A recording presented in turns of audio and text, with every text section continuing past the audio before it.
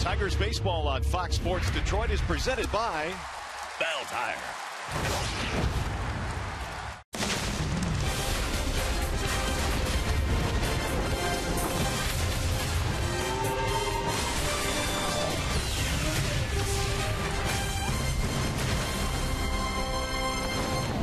It is a beautiful day for baseball here on the shores of Lake Erie. Today, the Tigers bring their road trip to a close with a Wednesday matinee as we welcome you to Progressive Field in Cleveland. Third and final game in this series featuring the Detroit Tigers and the Cleveland Indians.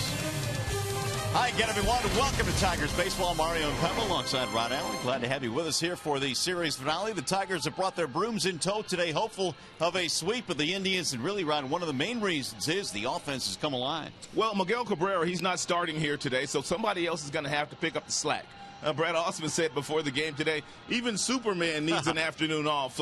But to answer your question, they really have beat up on a really good pitching team as far as Cleveland's concerned. And really, it's probably no coincidence that all of a sudden the Tigers have come alive with the bats with the return of Victor Martinez. Well, we knew that this lineup would be lengthened as soon as Victor Martinez came off the disabled list. I like what the Tigers did back in May when they finally shut Victor down, knowing how important he would be to this lineup. Take a look at some numbers since Victor Martinez has reemerged. 7 for 21 is Victor, batting .333.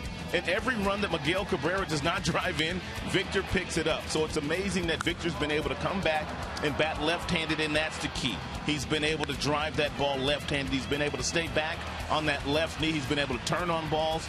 He's been able to drive balls the opposite way. He's recognizing pitches much, much better because he's not lunging, because he was lunging on that backside when he was batting left-handed. He wasn't getting a good look at pitches, but now he's seeing them very well. All right, Jason Kipnis certainly has been one of the bright spots this year for the Indians. He's had a big series against the Tigers and certainly headed the All-Star game this year. He's a really nice two-way player, and a lot of people outside of Cleveland, they don't know a whole lot about Jason Kipnis, but he gets it done defensively, and of course, here are some of his All-Star worthy numbers that you mentioned.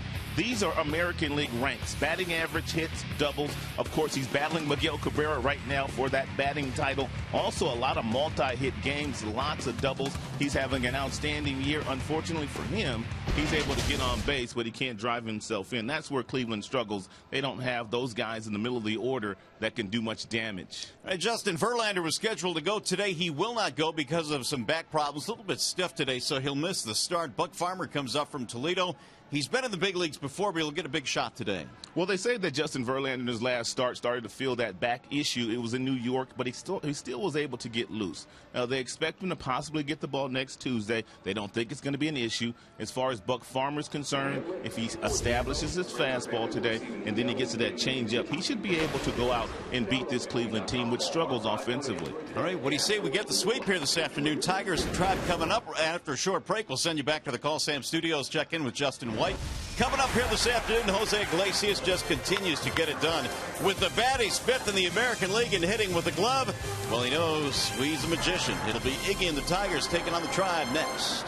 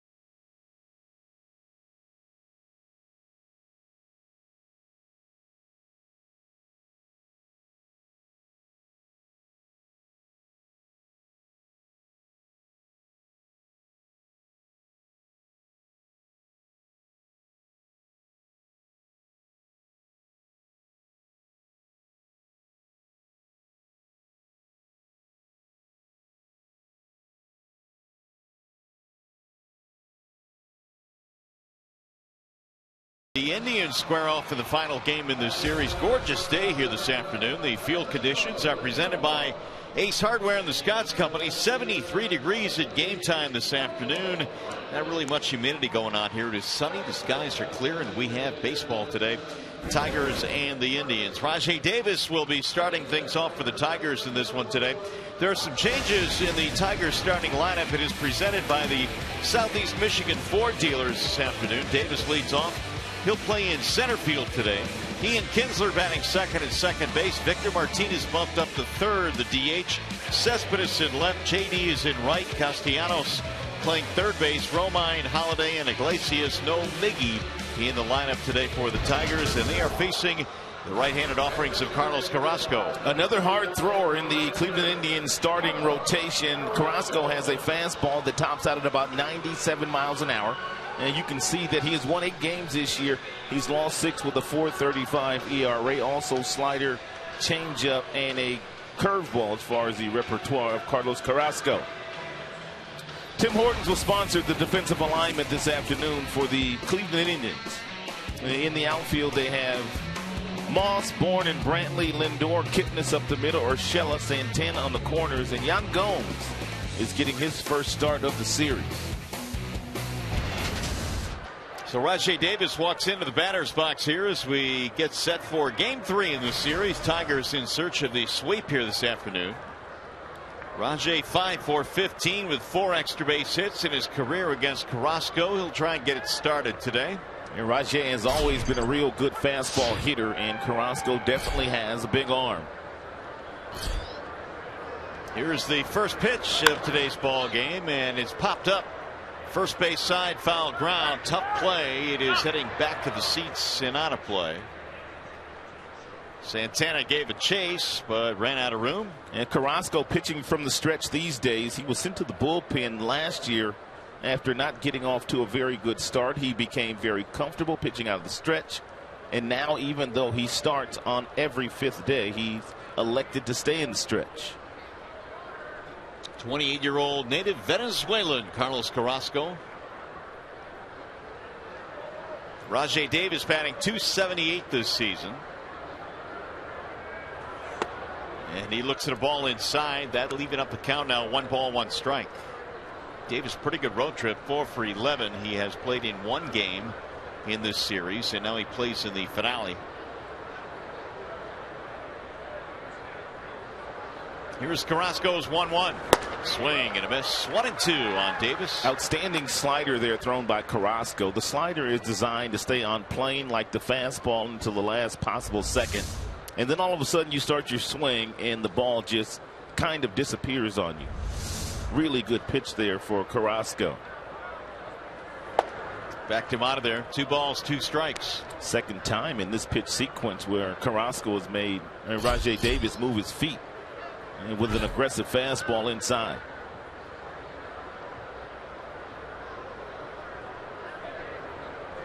Here's the 2-2, and Davis sends a ground ball to the third baseman Urshela. They throw him out by a step, and that's how we begin this one today. 1 up and 1 gone. That'll bring up Ian Kinsler. Tigers lead the season series 9-2, and as a matter of fact, they've won every game they've played in this ballpark this year, all 5 of them. Trying to make it 6 in a row here at Progressive Field. Buck Farmer getting the start today in place of Justin Verlander, who gets the afternoon off with some back issues. Hopefully it will not keep him out of his next start. Kinsler at .263. And he'll look at strike 1. There's JV. We got the word after the ball game last night that Verlander would not make the start, although there was some rumblings that Farmer was coming up from AAA. There's a ball inside, 1-1. Kinsler trying to get it going. It's been a slow season for Ian. Had a really good start to the year in April. He's batting .263 overall, just 1 home run this year. That missed inside, 2-1. And you can already see that the the way that Carrasco's going to try to attack a lot of these right-handers today with aggressive fastballs inside, the Tigers have really had their way offensively against and try pitching this year. 2-2. Yeah, I had a nice conversation with Jeff Jones this morning, the pitching coach of the Tigers, of course, and he said they do not believe this latest issue with Justin is going to be a lengthy one for him. As you mentioned, they expect him to take his next turn in the rotation. There's a chopper hit toward third. Urshela will charge this one, and 2 down. Jonesy said they threw a bullpen, as a matter of fact, yesterday. But there was still a little tightness there, so they elected to call up Farmer and let Justin miss one turn through the rotation. Did you say that Jonesy told you he started feeling it in his last start? Yes, about the third or fourth inning in New York, but it was no issue when he would go back out to the mound. He would get loose, but when he would go sit down when the Tigers were hitting, his upper back would tighten up on him a little bit. I shouldn't say upper back. Jonesy told me it's more in the middle. It's not his lower back. So with 2 outs here is Victor Martinez. He'll bat in the 3 spot today, vacated by Miguel Cabrera, his day off this afternoon.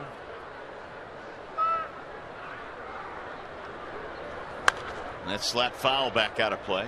If you're Carrasco, you came to the ballpark today and you saw no Miguel Cabrera, you must have thought, well, it must be Christmas. And my birthday all wrapped in one. Miggy takes no days off. If you're Brad Ausmus, you did the right thing. You have to force Miguel Cabrera to take a day off. Well, Carrasco's numbers have not been pretty against the Tigers, and nearly 7 ERA. That is lifted foul down the right field line. And it's really no coincidence that the Tigers as a whole, their offense has perked up since a healthy Victor Martinez has emerged.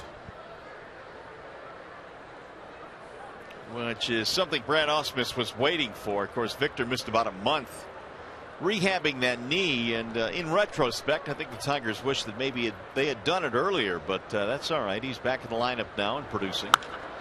They'll send a high fly ball into right field. Brandon Moss under this one, and it's going to be a 1-2-3 inning for Carlos Carrasco. Here come the Indians against Buck Farmer.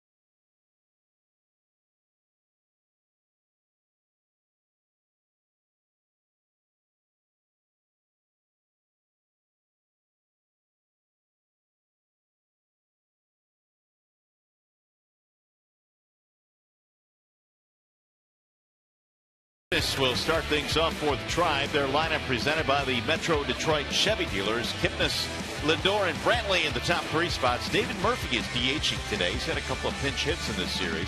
Santana and Moss in a bottom 3 of Gomes, Bourne, and Urshela. And they are facing Buck Farmer, who is presented today by Family Heating, Cooling, and Electrical. And Buck Farmer was pitching some pretty good baseball down in Toledo, even though he's roughed up a little bit in his last outing. But the one outing he had here, he made some mistakes with some breaking balls, and you just can't do that up here.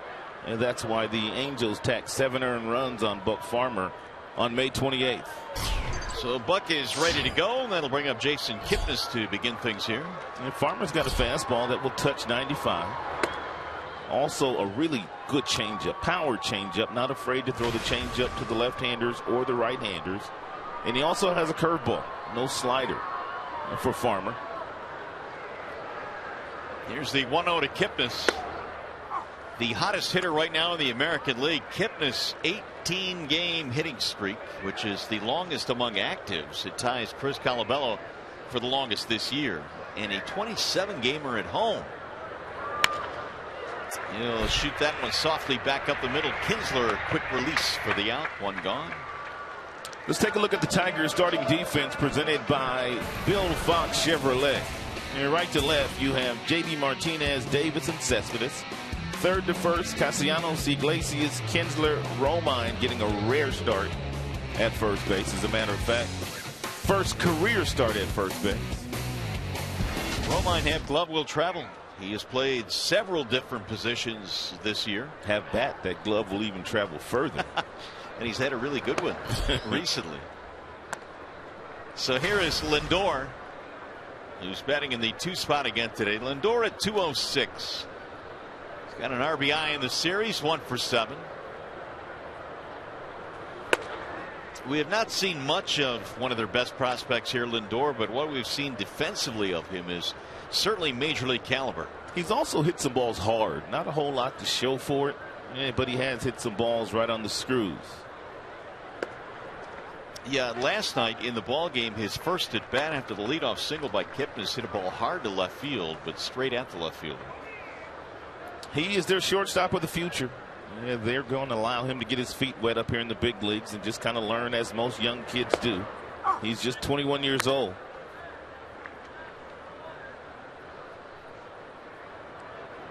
The 8th overall pick a few years back in the 11 draft. First rounder for the Indians. Here's the 3-1, and it's ball 4. Farmer issues his first walk, 1 on, 1 out.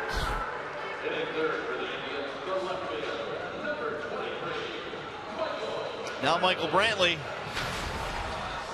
It seems odd to say this, but for the most part, Brantley has not done a whole lot in the series. Yeah, they've slowed him down. And not only the Tigers, but also the Tampa Bay Rays slowed him down before the Tigers got here, hitting just 192, 5 for his last 26 on this homestand.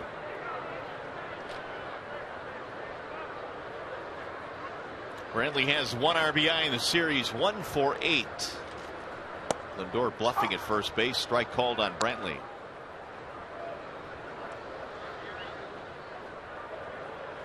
Well, here you go. In April, he was batting .339, and the average has slowly gone down each month. Only .258 here in June for Brantley.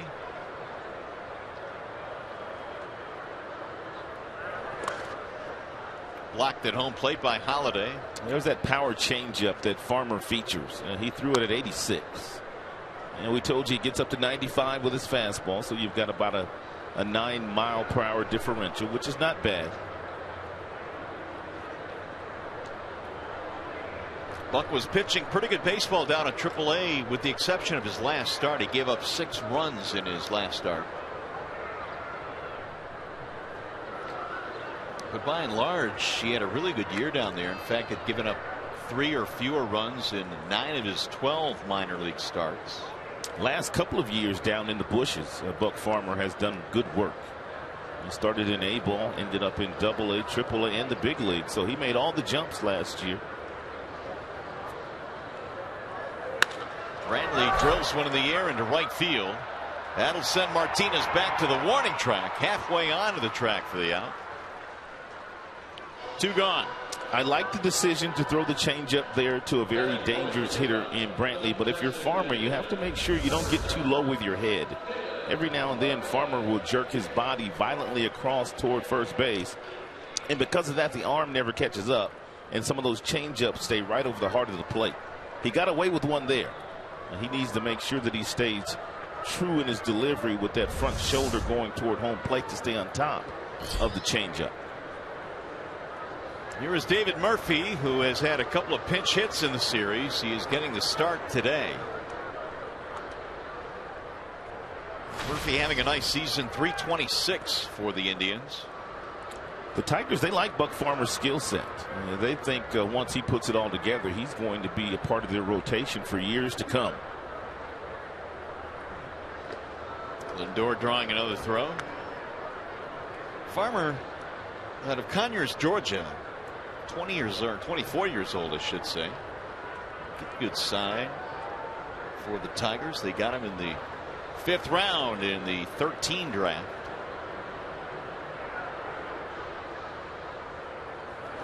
Pitch out, nothing doing though. When you pitch out from a pitcher's standpoint, you have to disguise it a little bit better. Here's a slide step by Farmer on a pitch out. So if you're on first base, you're not going to run. But if he gives you a little bit more of a higher leg kick and disguises it a little better, you might try to steal that base, especially when the catcher calls for a pitch out. You don't want to slide step.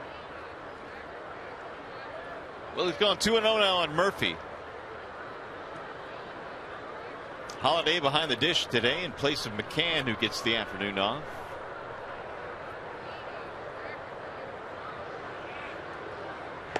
Another throw as Lindor dives back in there. Brad has really taken the liberty on this road trip to rest quite a few guys. Romine's made starts at different positions. Holiday's caught a couple games. Rajay in today, no ghosts. Well, it seemed like in the month of April and even into May, he had that same lineup every single day until Victor went on the disabled list. But guys like JD playing every day, and Cabrera and Kinsler and Ghosts. Here's the 3-0. I know fans really don't want to hear it, and I understand it. And you wonder why you would sit Cabrera down today, you know, when you're talking about a guy that's hit almost, 700 against the Indians this year. But, you know, you got a quick start here today. It's a 12 noon start. Brad played for 18 years, and he knows how important it is to get that mental day off, and that's exactly what Miguel's getting today. Murphy thought he had a walk. Not so. 3-2. Looked a touch low. Lance Barksdale, the home plate umpire today. Lindor will be on the move here with 2 outs. And there is ball 4. So Murphy draws the walk. Pair of base on balls here in the first inning for Buck Farmer.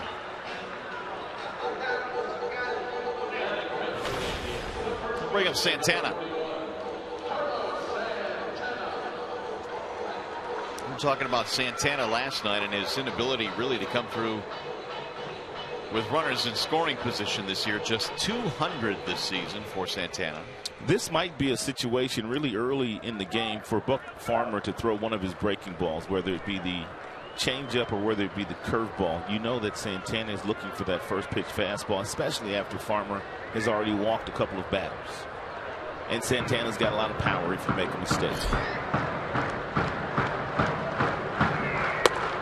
I love it. Love that pitch.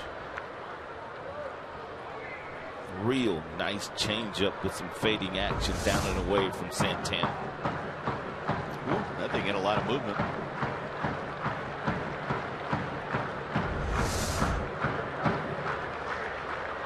Here's the 0-1. Down goes Santana. Ball gets away from Holiday, and the 2 runners advance. It did not hit Santana, so the wild pitch will put 2 men in scoring position.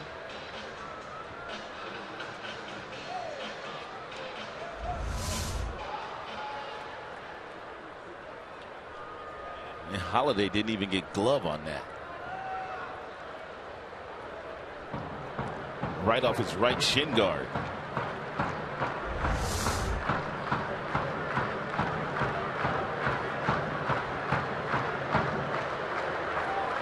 Way outside. 2 balls, 1 strike.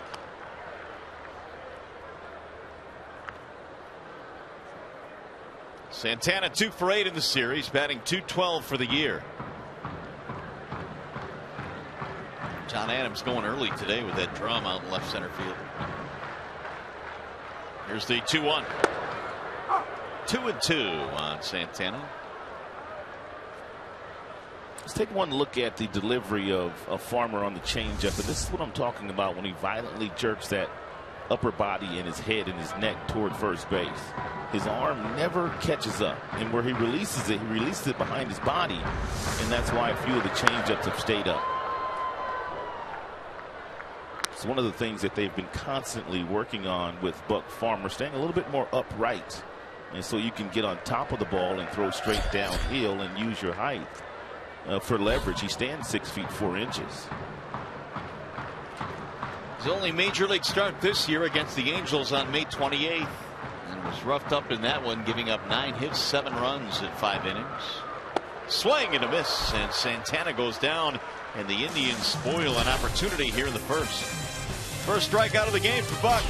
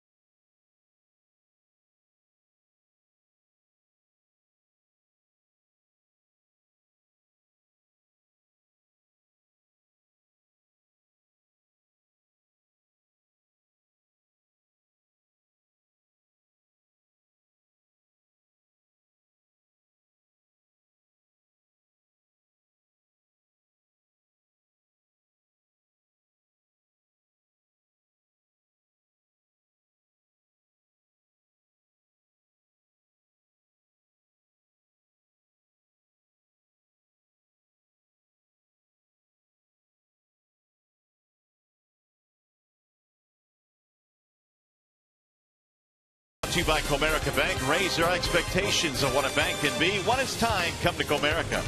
By Dodge, come discover great deals during the Dodge Drive and Discover event. And by Country Fresh, get real. No score in this one as we go to the top of the second at Progressive Field. The Tigers and Indians wrapping up this series. Buck Farmer able to pitch around a couple of walks. And now here come the Tigers. In the second, it'll be Yoenis Cespedes batting in the cleanup slot today. This is not foreign to Cespedes. He had to bat cleanup when Victor was on the disabled list and really did a good job in that respect. He hit over 300 batting cleanup. He also batted right in the middle of the order when he came to the big leagues with the Oakland Athletics for a couple of seasons. Big swing there. Good change piece there thrown by Carrasco at 87.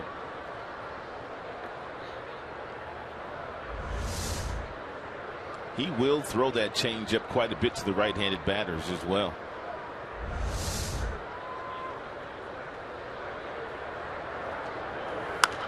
Fouled away, 1-2 on Cespedes. Kind of makes you wonder, Rod, when you look at this Indian staff. You got Carrasco, good numbers overall. You had Salazar, good numbers overall. Kluber, Cy Young winner. Yet the Tigers have a little trouble against these guys. Yeah, the Tigers score 2 more runs per game against the Tribe than they do any other team in the majors. And it's mind-boggling. And because this staff is a pretty good staff. But the Tigers have a really good fastball hitting team. And if these hard throwers don't put a wrinkle in something every now and then, they're going to continue to get beat up by Tigers pitching. Tigers hitters, excuse me. J.D. Martinez waiting on deck. You can even throw Trevor Bauer into that mix as well. The other starter they have that has great stuff. Here's the 2-2 swing and a miss. Cespedes goes fishing, 1 gone. This is why a lot of people thought that this Tribe team would get to the postseason. Guys like Carrasco and his skill set. First pitch, two-seam fastball inside. Then he pulls the string, comes back with 95, and then he finishes them off with an outstanding slider. So he went inside, then he went changeup inside, then he went upstairs to change the eye level before finishing him off. That's a nice job of leadership as well by Yan Gomes, the catcher. No, Martinez with one out.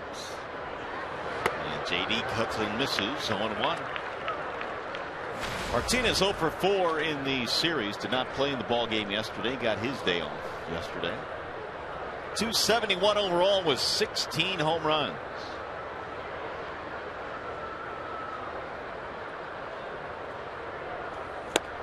Waving to miss. 0-2. Now the Bernstein advantage gives you the pitcher-batter matchup between JD and Carrasco, and 333 with a homer for JD over Carrasco. Here's the 0-2. Nick Castellanos will be next. Tigers in the first 2 games in this series hitting .301 as a team, which was much better than what we saw, well, in Cincinnati and then in the first 2 games in New York.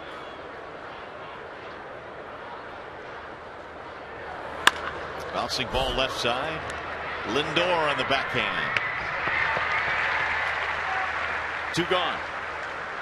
And that's 5 in a row retired by Carrasco to start this one. Batting 6 for the Tigers. We'll bring up Castellanos. Number 9, Nick Castellanos. Nick had a big hit in last night's game, and he really needed it. He had struck out his first 2 times up against Salazar. And then he doubled in a couple of runs off McAllister in the 5th inning.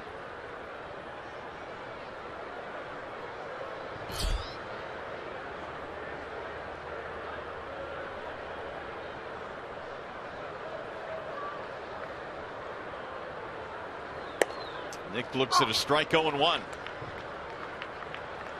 Carrasco has thrown 23 pitches in this game already, and the overwhelming majority of them have been off-speed pitches. So clearly he has watched the Tigers pound a lot of fastballs lately, and he's going to change his game plan today.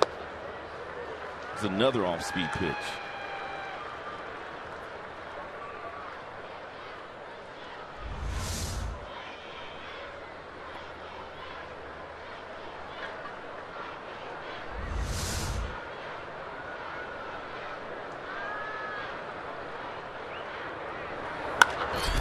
Fouled back out of play. Carrasco's splits, though, show that he's much better on the road than he has been at home this year. His ERA is north of 5 here at Progressive Field. Much better in the 3s on the road. But so far so good against the Tigers hitters in this one.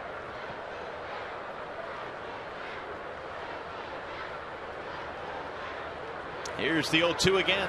Swing and a miss. Struck him out. He's got that nasty slide piece here early today. Second strikeout of the ball game for Carrasco.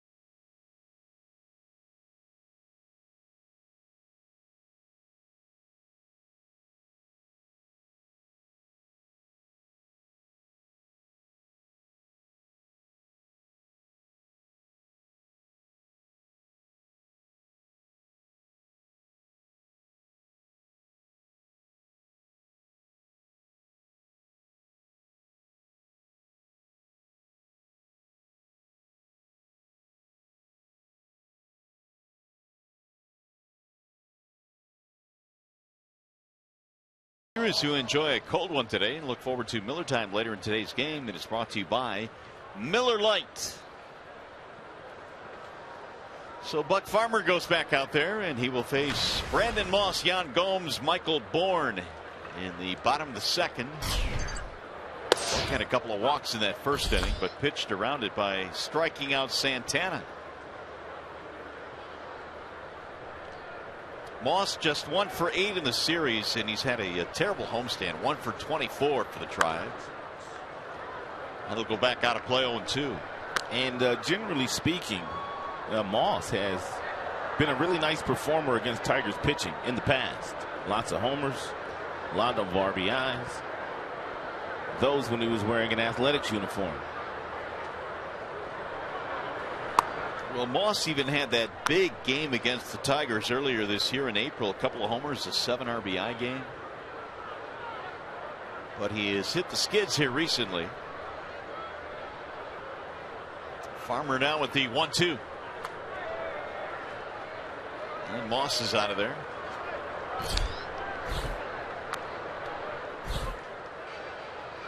Terry Francona has a lot of left-handed bats in his lineup, as he does on a nightly basis, and that plays right into the hand of a guy that has as good a changeup as Farmer does. He has been fearless with the changeup so far, and that was a really good one that he was able to get Moss to swing through.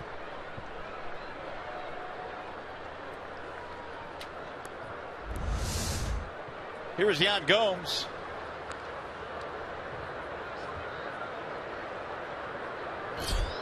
Gomes only 204 this year, and he pulls that one to third foul.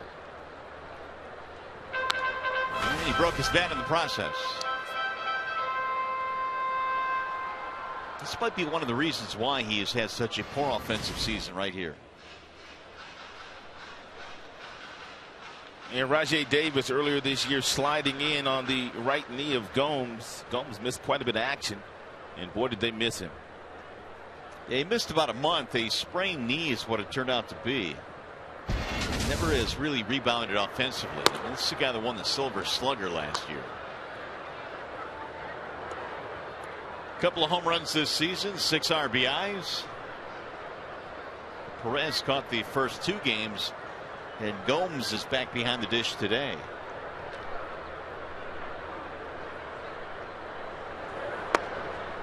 We'll take a ball inside, 2-1.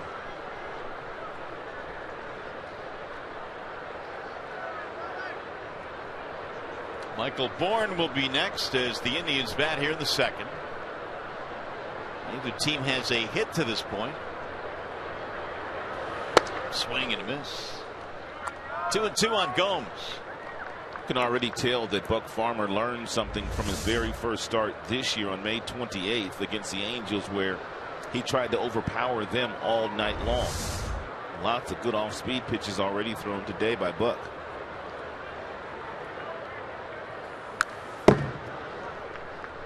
Farmer last year was 10-5 with the Whitecaps, and West Michigan had a really good ERA of 2.60 in the Midwest League.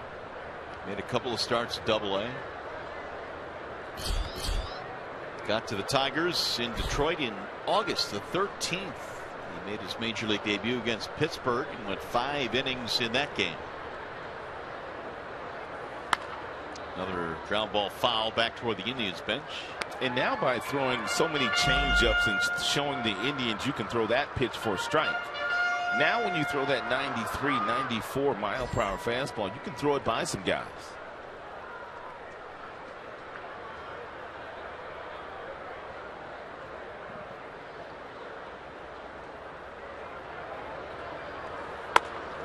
Almost hit him. Gomes had to spin out of the way there. 3-2. What a gorgeous afternoon today. Temperature in the low 70s, clear skies. They had the lights on here at the ballpark. 3-2 is pounded back out of play. I mean, do you really need the lights on for a 12 noon start? No, you wouldn't think. But otherwise, a great day. Here's the 9th pitch of this at bat coming up, and we'll see a 10th.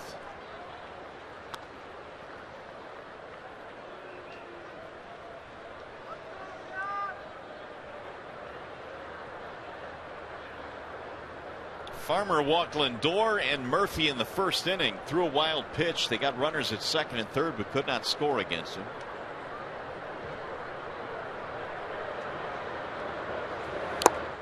And finally, that at bat results in a strikeout. And the key for Buck so far here today is he's keeping the ball down, whether it be the changeup or his fastball. Here's his outing on May 28th against the Angels. He got off to a decent start. He got himself some easy outs. He got some strikeouts. He got some pop-ups, some ground balls. But then he ran into some trouble. He hung a breaking ball to Pujols, and Pujols hit it out. And Matt Joyce also homered on a fastball that day. Now Michael Bourne with 2 outs.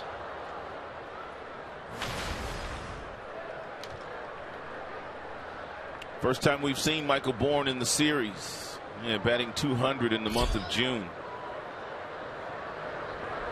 Bourne has gone from their leadoff hitter to batting 8th in this game, and as you mentioned, this is the only game he's played in the series. He gets nights off when left-handers start against the Tribe these days. Ryan and Price through the first 2 games for the Tigers, so Bourne was planted on the bench.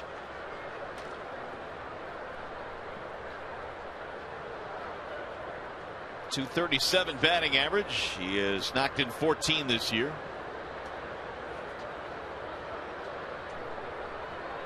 Here's the 2-1.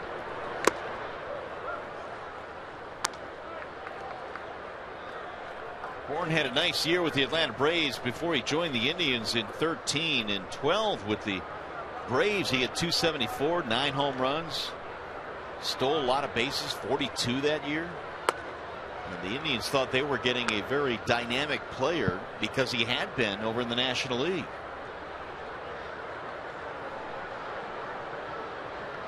Full count now, 3-2.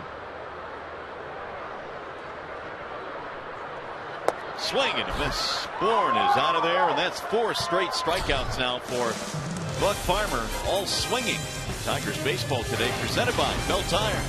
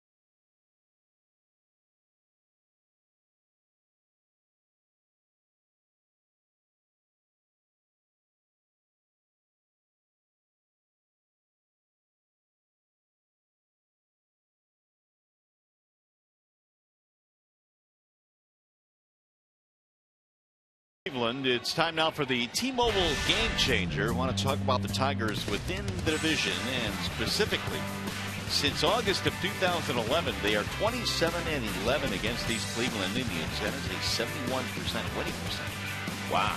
So they've just gotten it done here. One of the best records against a divisional opponent. Romine leads it off. It's the bottom three facing the right-hander Carrasco, who has gotten 6 up, 6 down. Andrew Romine with 2 home runs in his last 10 at-bats. 1 left-handed, 1 right-handed. It took him 455 at-bats to hit his first 2 home runs in the big leagues. It's amazing. Isn't baseball a great game? It is a fascinating game. You see anomalies like that pop up every now and then, and that's just that is fascinating. Romine up to 290 in the average column. Bounces one fair inside the bag at third. He remains hot. Romine is going to motor to second base, and he's in with a double. Brad's not going to be able to take him out of the lineup.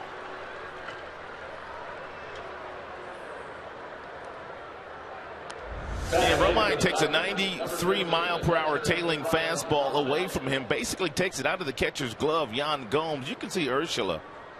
He is about 20 feet off that third baseline. He had no chance at getting there, and the Tigers are in business here again in the third. That is the first hit of the game for either side. And that'll bring up Brian Holiday. Yeah, Holiday's got a job to do, at least get Romine over to third. Bunt might be in order. Swing and a miss, 0-1. He has a really good ability to bunt, and the third baseman Urshela was on the grass, but he took a rip at that first one. You just have to get the job done, whether he feels more comfortable swinging the bat or whether he feels more comfortable bunting. He has to get Romine to third. And Brian is a really good bunter. There's an attempted bunt. Now they throw back behind the runner, and Romine is going to go to third. Great heads-up base running there by Andrew Romine. Yan Gomes did exactly what you're supposed to do. When the hitter in the batter's box bunts through the baseball, that catcher always throws behind the runner, but Romine had an idea Gomes would do that, and as soon as Gomes lifted his arm to throw behind him, Romine was off for third base. Romine's just doing it all. It kind of looked like Romine baited him a little bit. He kept edging off the bag, and he finally threw behind him. So now Holiday can just drive him in. Infield coming in for the Indians. And he foul tips that one.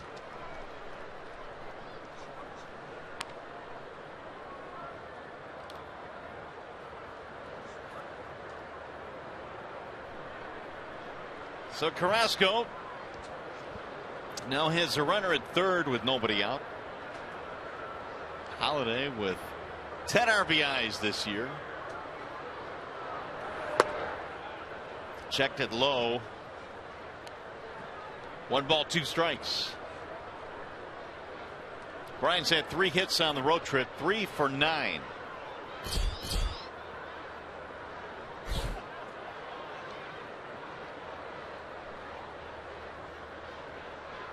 Here's the 1-2.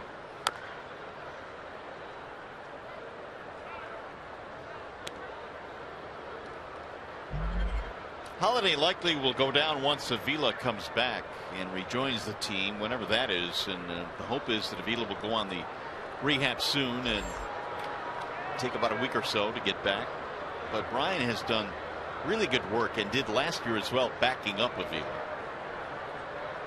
McCann this year has burst onto the scene.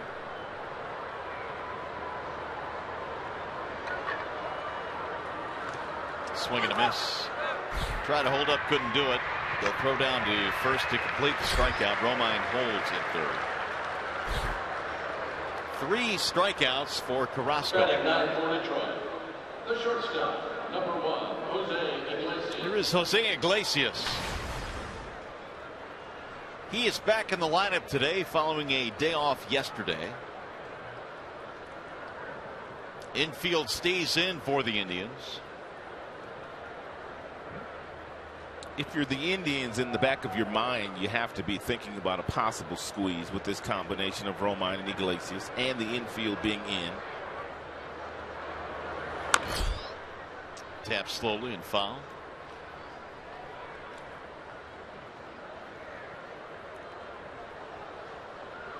.43 hits for Iglesias out of that 9 spot. Only Addison Russell of the Cubs has more from the 9 spot.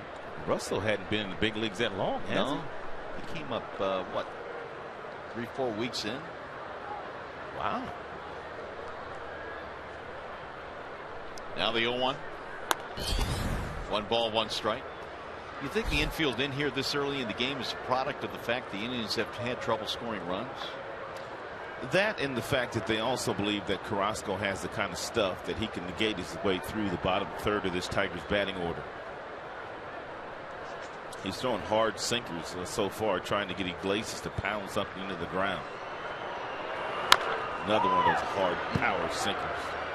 Right at home plate. 1-2 on Iglesias.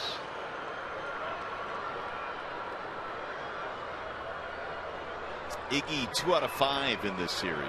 But I'm also assured that what you said could be part of the equation too. And they haven't scored many runs, so they don't want to give the Tigers a free run here by playing the infield back.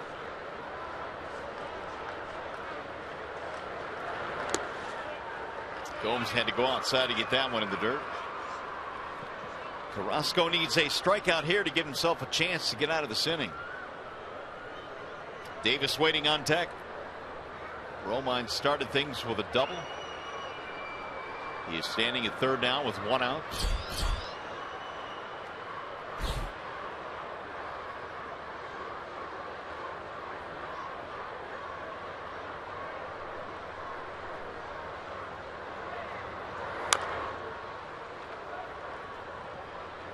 Iglesias not going down without a fight.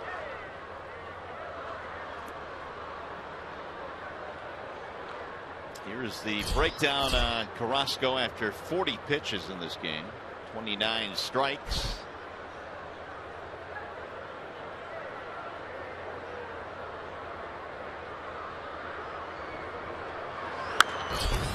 We'll get back out of play.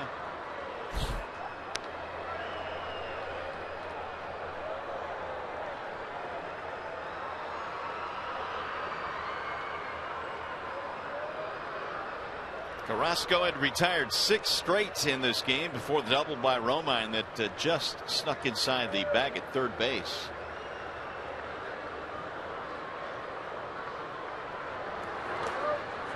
Gomes another block holding Romine at third.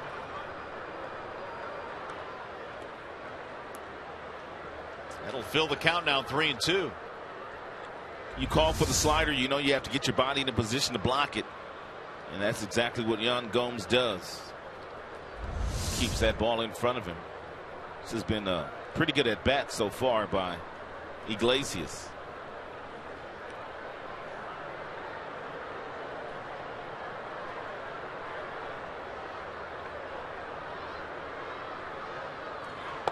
And he lost it, ball 4. So Iglesias draws the base on balls, putting runners at first and third. As Rajai Davis strolls to the plate, Menards brings you the big money encounter.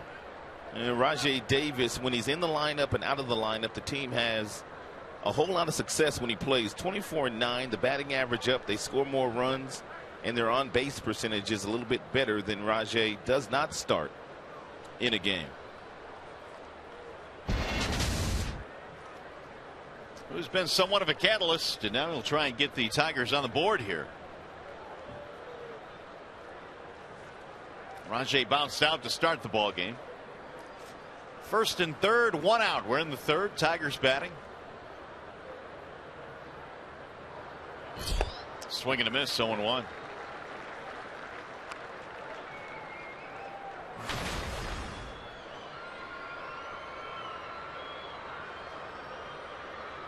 Figure a guy with Davis's speed would not hit into many double plays. He has bounced into 4 of them this year.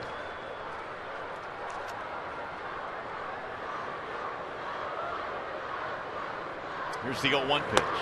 Checked it outside. 1 ball and 1 strike. Davis had a really big at bat in last night's ball game. The Tigers had that 6-run 5th, and Rajai had a walk in that inning. 1 of 2 walks. Kinsler had the other, which really helped set the stage.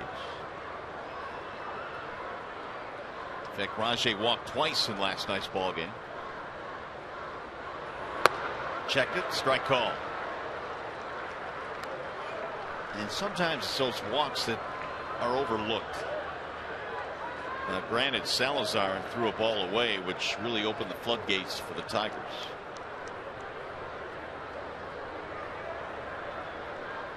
Romine, Iglesias, the base runners.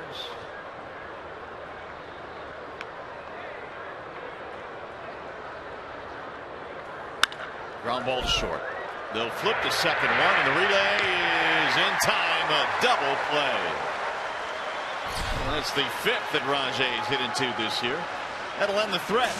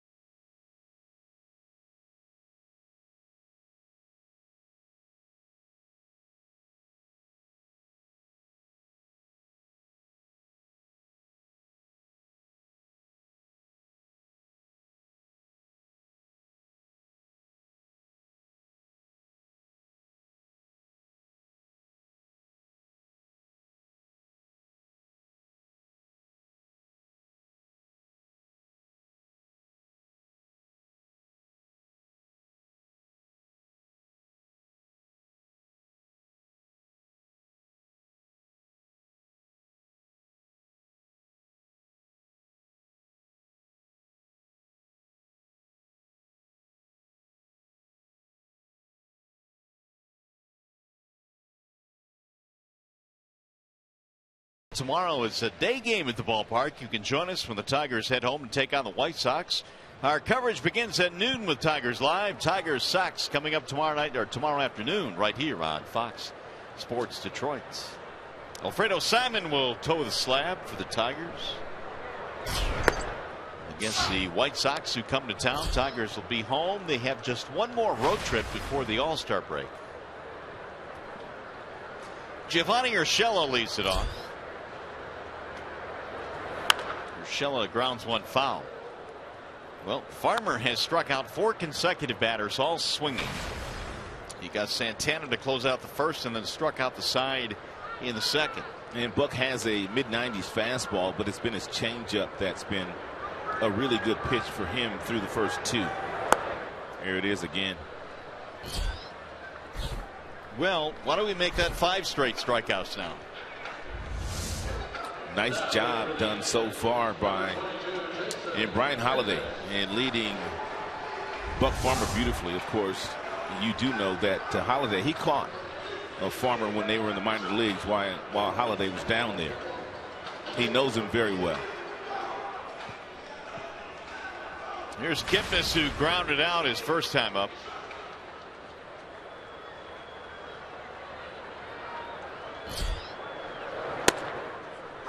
In there for a strike, 0-1.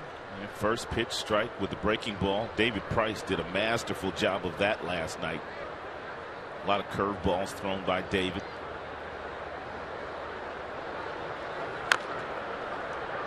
Now it's 0-2. There's the perfect sit in David Price's. He's got a cup holder now. He's not sitting up top today, though. He's made it more comfortable for himself. They've actually taped the cup holder down there. Here's the 0-2. Outside, 1 ball, 2 strikes. Check that out. A couple of tongue depressors. Little tape. Get it done. These guys are very resourceful. 2-2 now on Kipnis. Well, it's worked every day they've done it, so they can't stop now.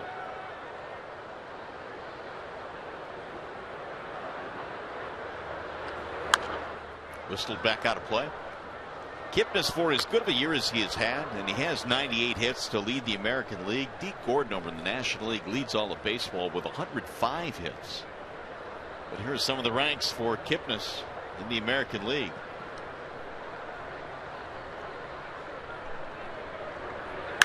Right back up the middle. It's going to find a hole.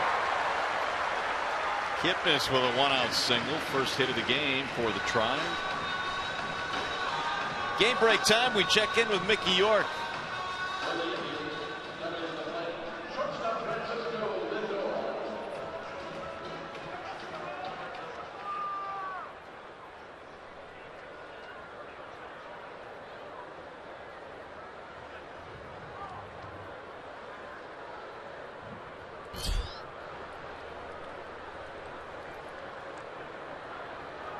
All right, Mick, thanks. Here we are scoreless. There's a little looper into shallow center field. Rajay going to watch it drop in front of him. And Kipnis will get to second base. There are 2 on now with 1 out.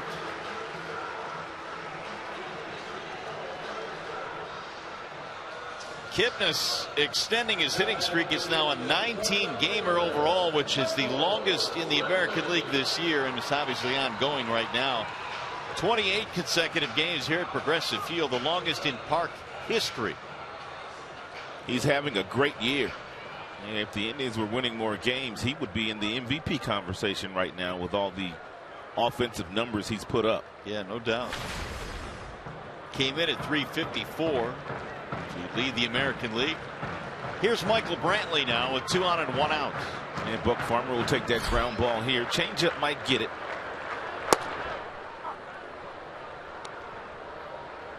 Brantley flying to right field his first time up, hit it deep to the warning track. Real good location with your fastball here, even though left-handers love the ball down and in. And if you can hit the black at the knees inside, they've got to do a lot of things right and to pull that ball.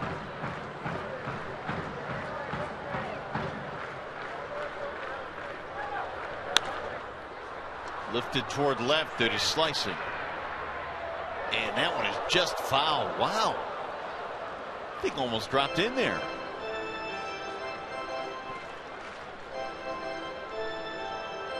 Oh, 2 on Brantley. When you're going good and you're on a really good hot streak, that ball drops in fair by an inch. For sure. Brantley has been fighting it a bit recently, so naturally it went foul. Indians had a threat in the first inning on a pair of walks. They've got a threat here in the third on a pair of singles, and John Adams working early here today.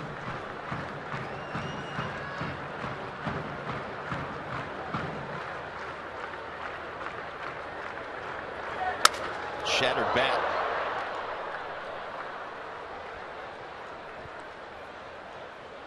And barrel goes all the way out toward Kinsler.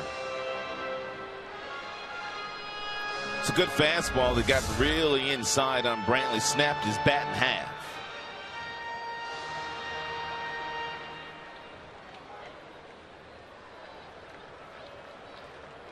Another good hard fastball inside by Farmer.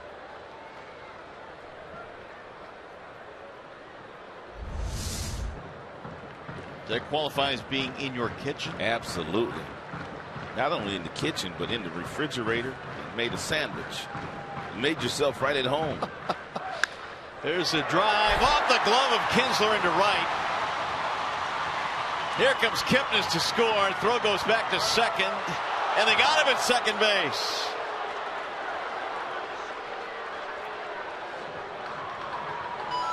And we'll see if the Indians want to challenge this. Lindor took the turnaround second and apparently didn't get back in time.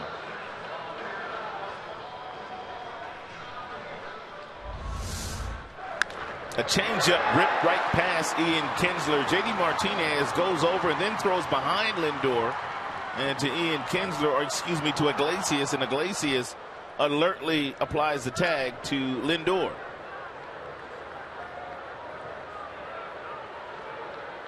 So there's a break for the Tigers. And they're not going to challenge it as Murphy stands in. 37th RBI for Brantley. 1-0 Indians.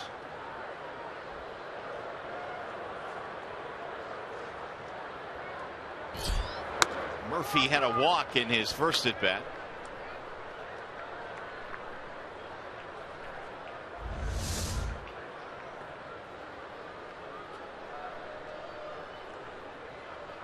And Lindor never made it back to the second base bag. So that, after looking at it on tape, was an easy call for the Indians to make and not challenging. Francona was trying to get the youngster Lindor to stay on the bag while he challenged, but Lindor just kept trotting off. He says, I'm out, man. I never got to the base. I'm coming back anyway, so I might as well just go now. Brantley has 8 steals this season. He's only been caught once. Pretty good ratio at stealing bags for Brantley the last couple of seasons. Very seldom gets thrown out.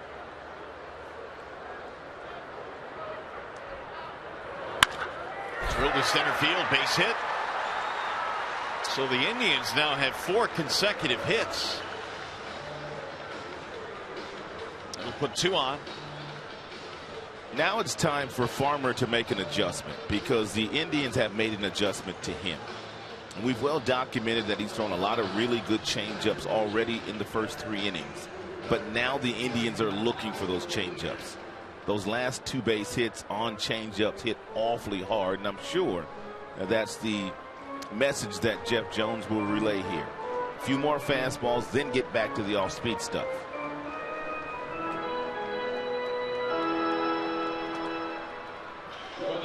Once you get into a pattern up here and you show big league hitters through the first time of the lineup that you're going to throw as many changeups as Farmer has, they're going to sit on it the next time around. Well, Santana struck out in the first inning with 2 men on. He'll bat again with a couple of runners aboard.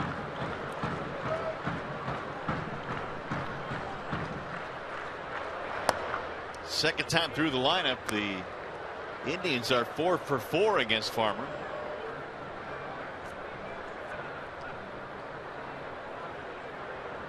Murphy at first base, Brantley at second.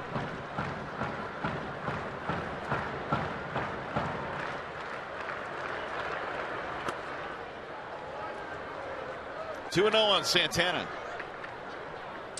Now you got to throw him a fastball.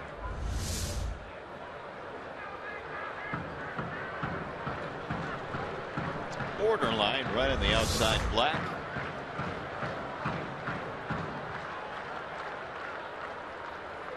Santana hits one in the air towards center field. Rajay on the run, still going, reaching, can't get it. 1 run scores. Murphy rounding third. They send him home. Throw to the plate, not in time. Double and 2 RBIs for Carlos Santana.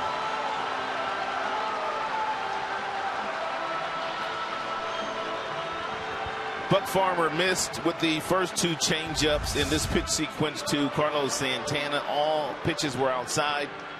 And then he throws a 92-mile-per-hour fastball outside. And Santana knew beyond a shadow of a doubt he was going to get a fastball, even though that ball wasn't a strike.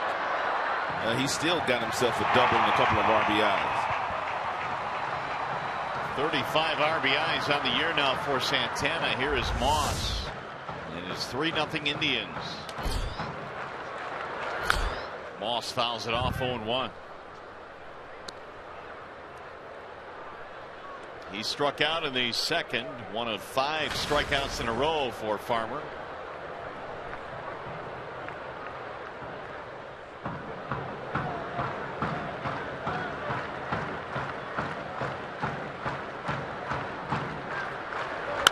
Bouncing ball right side. Gloved by Iglesias, who's going to throw him out. That'll end the inning. That'll be a 6-3 ground out. Big inning though for the Indians. They scored 3 times. We go to the 4th.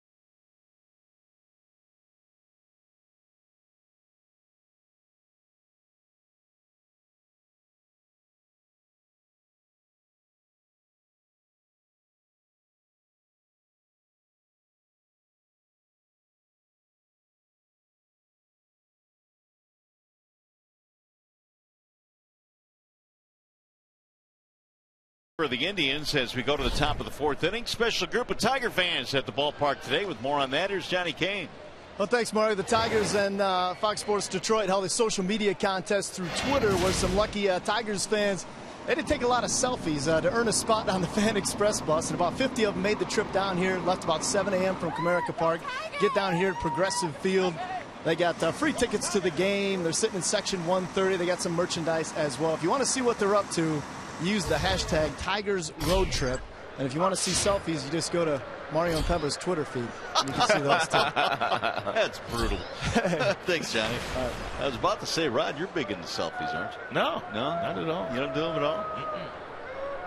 Carrasco goes to work now in a 3-0 ball game as we go to the 4th.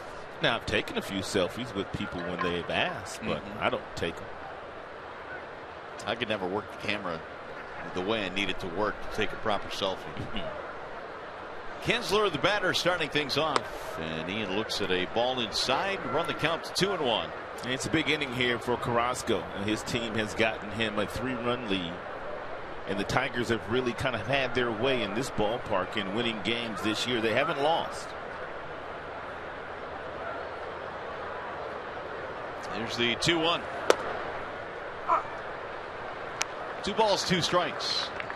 14-23 is the Indians' record at home this year. Just not getting it done on the home court.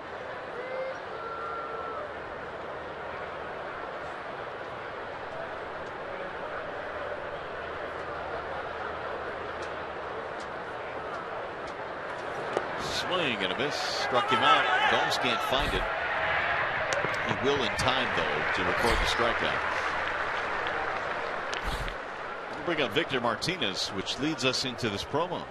Tomorrow the Tigers host the White Sox at 108. First 10,000 fans receive a free Victor Martinez bobblehead. It's courtesy of Bell Tire. For tickets, call 866-66-TIGER or go online, tigers.com, and get your Victor Martinez bobblehead tomorrow against the White Sox.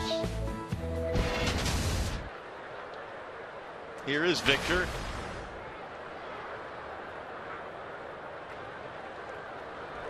Martinez flied out in his first at bat. Tigers so far in this game have only 1 hit. That was the Romine double to lead off the 3rd, but they got him as far as 3rd base, and that was it. Then the Indians scored 3 runs.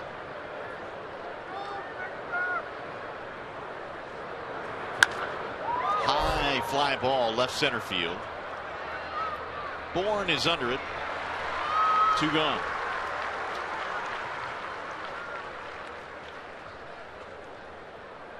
And that brings up Cespedes.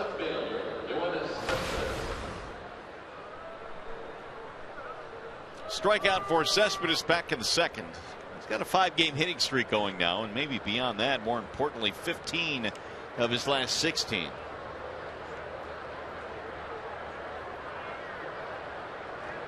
And right now, Yoenis Cespedes is batting about 40 points higher than his career average.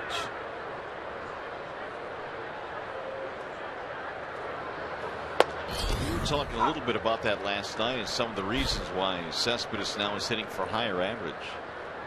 Going the other way a little bit more. And trying to go the other way. Miguel's kind of rubbed off on him. JD Martinez has rubbed off on him. He has a slightly open stance, which means he turns on most fastballs in anyway. But when he makes the guy get the ball up and out over the plate, not that one down, he can really drive a ball the other way like he did a couple of nights ago for the opposite field home run against Trevor Bauer.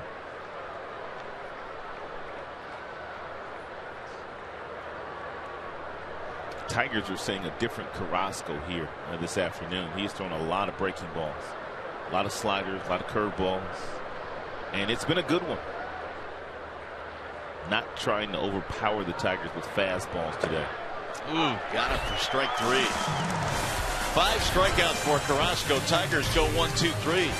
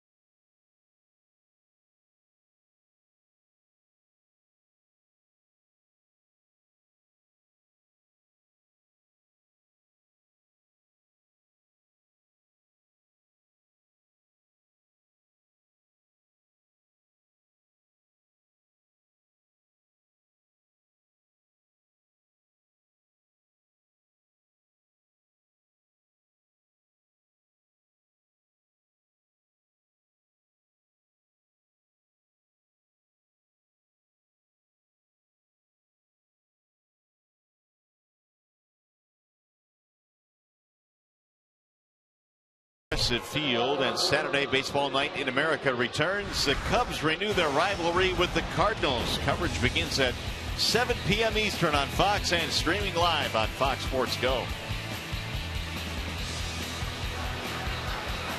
Cardinals lead by 6 over Pittsburgh, 6.5 over the Cubs in the National League Central. Cardinals have already won 46 games this year. I don't know how they do it year after year. Great farm system. A lot of home ground talent. They've survived a couple of injuries this year. The trades they make, the free agents they bring in, they all have success. Yan Gomes starting it off for the Indians in the 4th. They lead 3-0. They've out-hit the Tigers 5-1. Kind of strange, but Farmer struck out 5 straight batters and then gave up 5 straight hits. RBIs to Brantley, and Santana had a couple.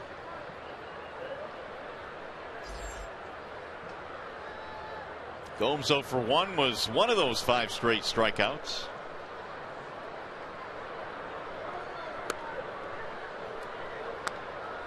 Two and 1 the count.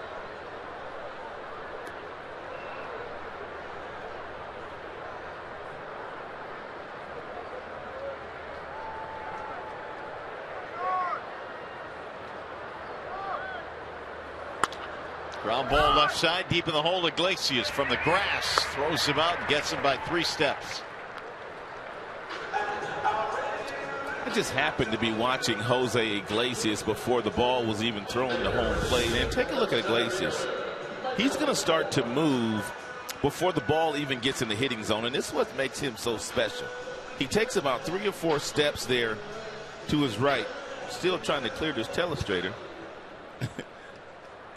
But he takes 2 or 3 steps to his right there in anticipation that Buck Farmer was going to hit his spot. And he makes that play look easy. There's a bunt right in front of the plate. Holiday's throw is in time as the helmet goes flying from Bourne. So it's more than just physical talent for Iglesias. There is some other stuff that goes on cerebrally. Well, he can see what the signs are. And that 2-seam fastball that Farmer had, he had an idea the ball would be hit on the ground in his direction because he knows the tendency of the hitter as well. And he's able to make it. Take a look at him ever so slightly. Start to move to his right. 1, 2, 3. On the balls of his feet, and makes a very easy backhand play. So with 2 outs, here is the number 9 hitter, Urshela, who takes ball 1 from Buck. Strikeout back in the 3rd for Giovanni.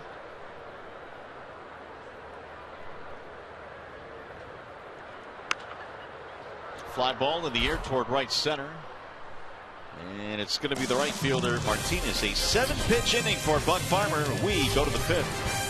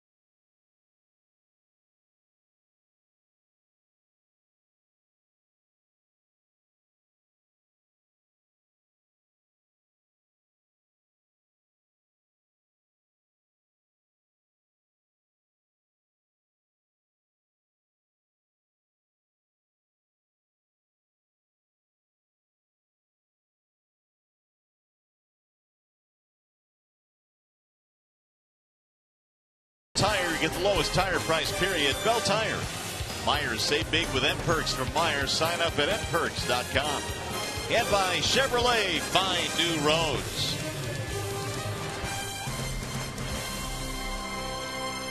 Hey, by the way, stay tuned for Tigers Live following the game. We'll select our Fox Sports Detroit Tigers Player of the Game, presented by McDonald's Big Mac and 10-piece McNuggets. Well, the fifth inning starting now here in Cleveland. Tigers are trailing by a score of 3-0. He started J.D. Martinez off with a breaking ball last time J.D. was up. Fastball that time.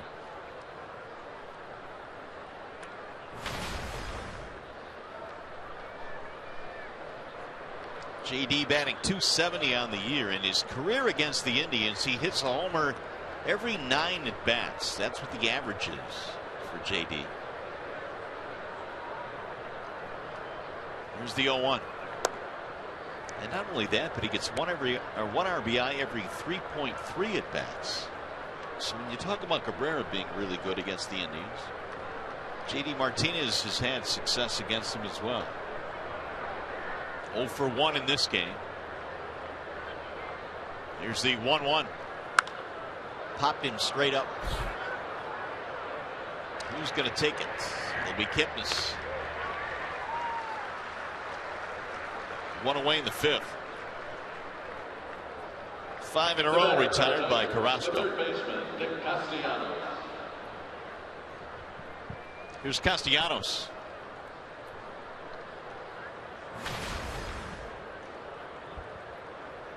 Nick, a strikeout in the second.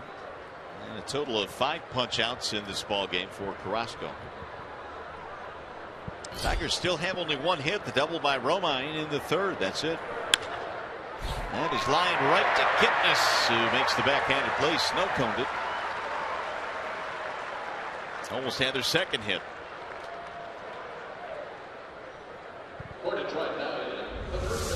Good swing by Castellanos. And nice play by Jason Kipnis.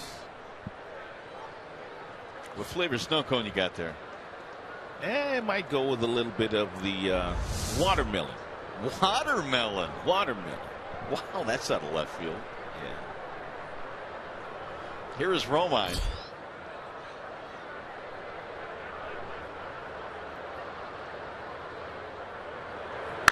Romine bouncer back up the middle. Kipnis on the backhand here, and his throw is in time for the out. 5-pitch inning. Retired 7 straight. Back to baseball. Presented by Bell Tire.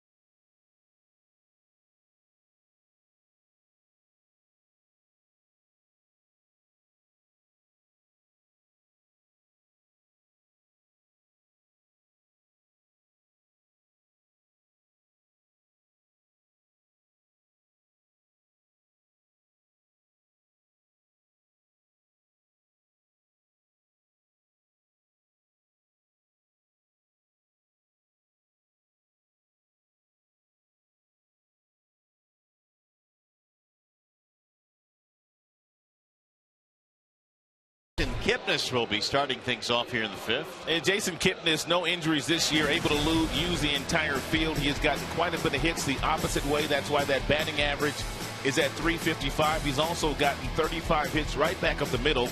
And when you come inside, he will show you some power. He has the ability to turn on fastballs down and in. 4 home runs to right field so far this year for Kipnis, with a lot of base hits up the middle in the opposite way, and the fact that he is healthy. Well, he's had himself a whale of a series. 7 for 12 so far for Kipnis. He got their rally started back in the third with a single with 1 out. Farmer had a 7-pitch 4th inning. And Carrasco followed that up with a 5-pitch 5th inning.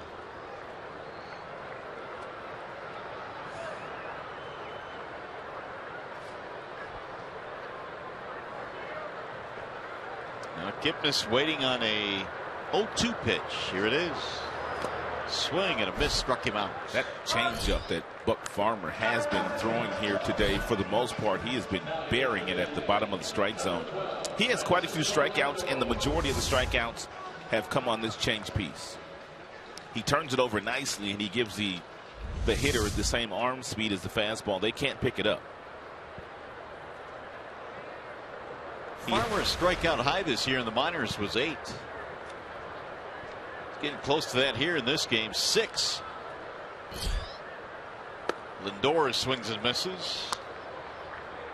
This is the pitch that they wanted Shane Green to work on down in the minor leagues while he's there.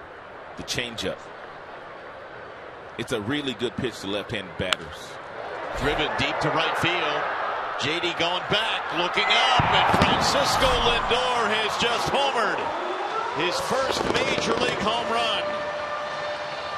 Into the seats in right to make it 4-0 Indians.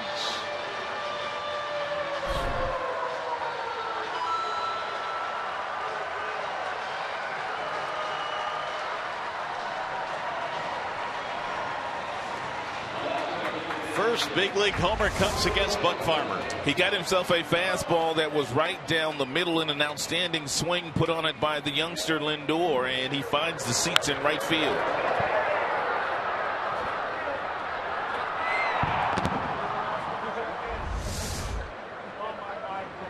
That is the 6th hit of the afternoon for the Tribe. And Brantley rolls it foul. Well, Lindor's not a very big guy, but he has some power. Hit 11 homers last year in the minor leagues. And he's got his first big league homer. We were talking about Lindor when he came to the plate his first time today. Not hitting for much average now. And just recalled a couple of weeks ago from the minors, but he will in the future.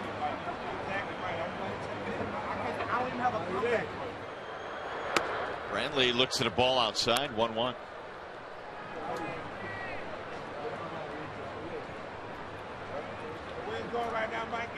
So Lindor has a walk, a single, and a homer in this game.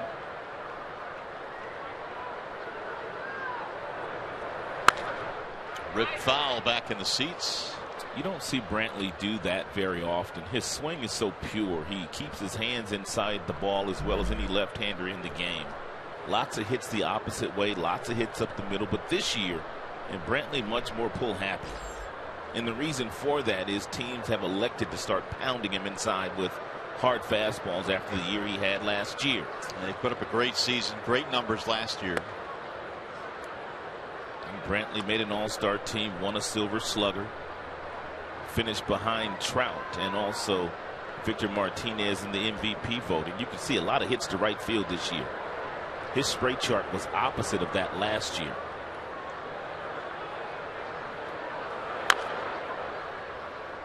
And that's probably the reason why his batting average right now is at 290. I was going to say, I mean, those two probably correlate.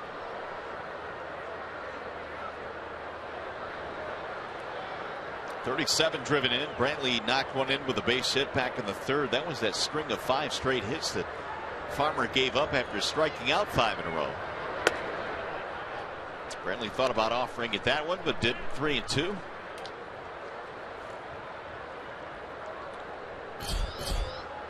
Murphy waiting on deck.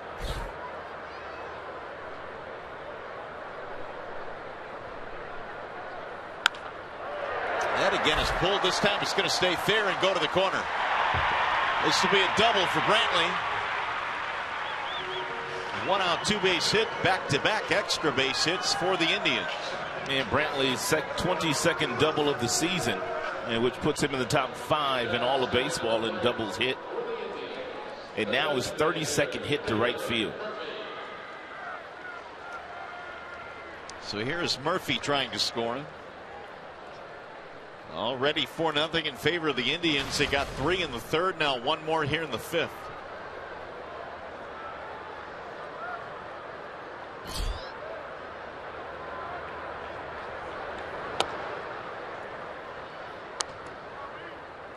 Murphy a single and a walk in this game.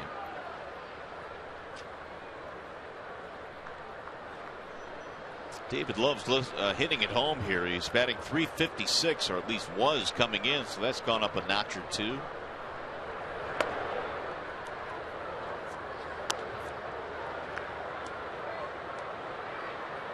Two and 0 the count.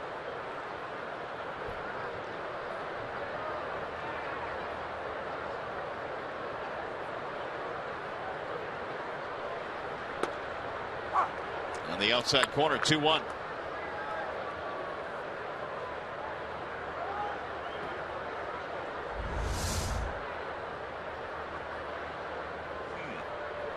Appeared to be a touch outside, but Buck got the call there. Here's the 2-1. Down the left field line, slicing. Cespedes runs out of real estate. Really, since the beginning of May, the first week of May, Murphy has been on a tear. 382 in that stretch.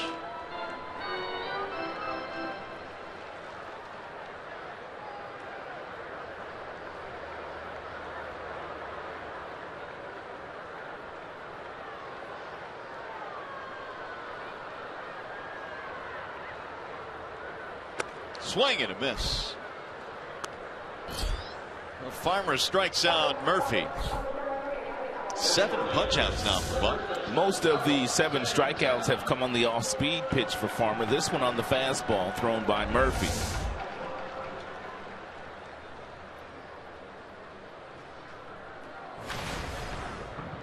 Of the 89 pitches so far that Farmer has thrown this afternoon, he's 50% fastball and 50% off-speed pitches.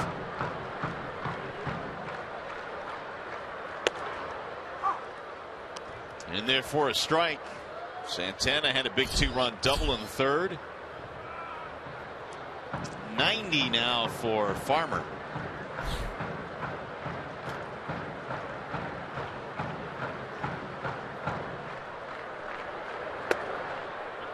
Did he go? Ooh, he did not. Eric Cooper steady held up.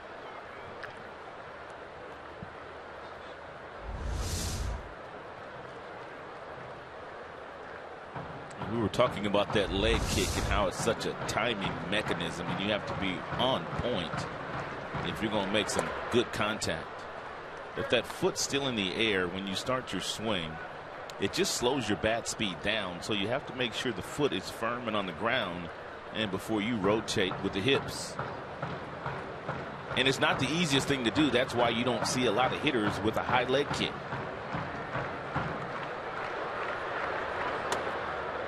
It's a ball outside, 2-2. Well, why do hitters use it? Is it mostly the timing mechanism? They use it for timing, generate bat speed. It's only a few that have been able to master it. We talked about a couple of guys yesterday. Donaldson and Bautista of the Toronto Blue Jays both have high leg kicks. Popped him up. Third base side, Castellanos and Holiday, and it's going to be Castellanos. So the Indians settle for 1 run and a home run by Lindor. It's now 4-0 Cleveland.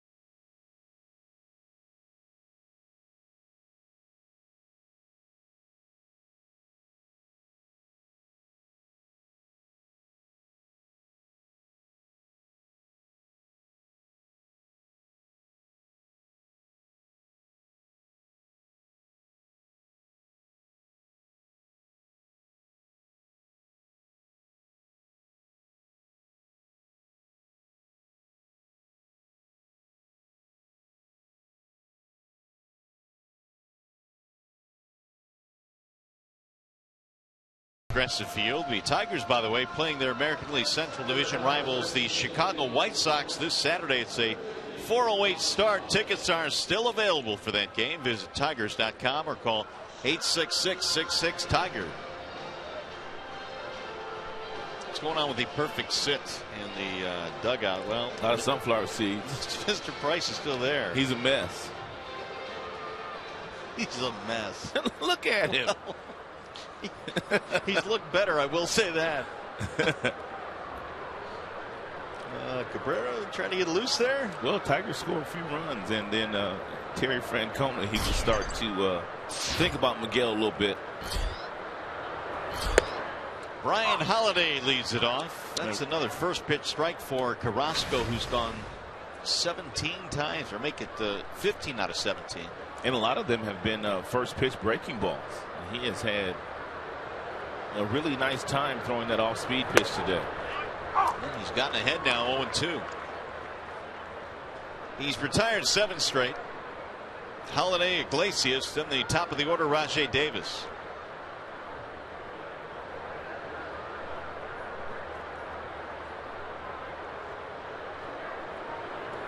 Swing and a miss. Holiday is out of there. 6 strikeouts for the right-hander Carrasco. Now stepping in for Detroit, number 1, Jose Iglesias. Pretty good ratio for Carrasco at 65 pitches so far. Here's Iglesias, who battled him for a walk his first time up. 4 runs, 7 hits for the Indians, and no runs, 1 hit for the Tigers today.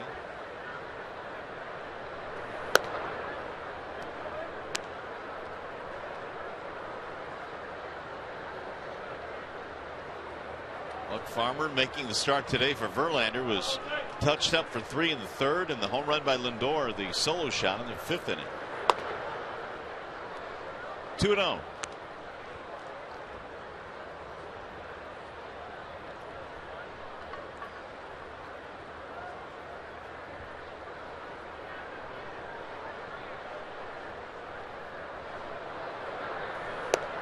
He'll take it's 2-1 now on Iglesias.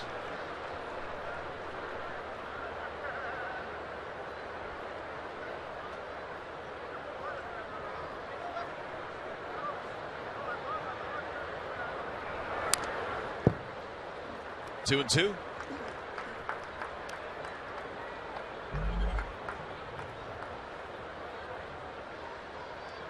Jose 2 out of 5 in the series, rested yesterday, did not play.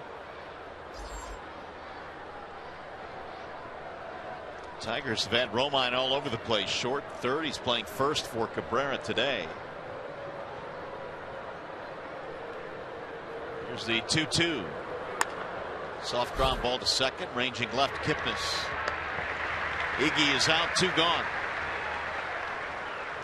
That is 9 in a row set down by Carrasco. Number 20, Rajai Davis. And now Rajai Davis.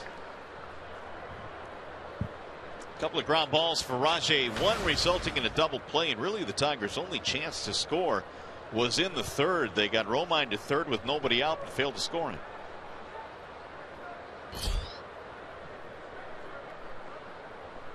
Carrasco has not pitched in a whole lot of stress here today.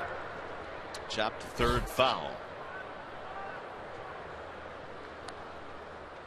Which really in some ways made that outing last night by David Price make you stand up and take notice, because he pitched a lot of stress early in the game, but got the Tigers into the 7th. And which is what good aces do. Borzolani pitched in last night's game, had his first 1-2-3 inning in quite some time. Drilled to center field. That'll be a base hit. So the Tigers have just their 2nd hit of the game, and so much for 9 in a row retired by Carrasco. That comes to an end. The batter for Detroit. And it brings up Kinsler.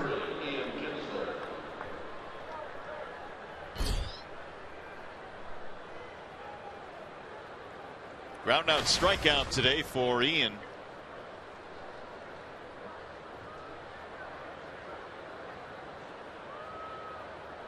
7-2 now the hit totals. 7 for the Indians and 2 for the Tigers.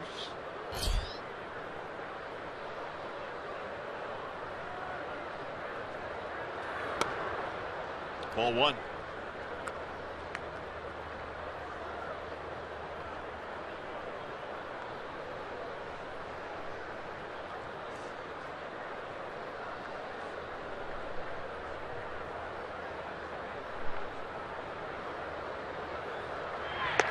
Jay will draw and throw. Carrasco came into this game having won 4 of his previous 6 starts and had an ERA a little bit over 3.5 in that stretch, and so he's continued that here with a good effort today against these Tigers batters.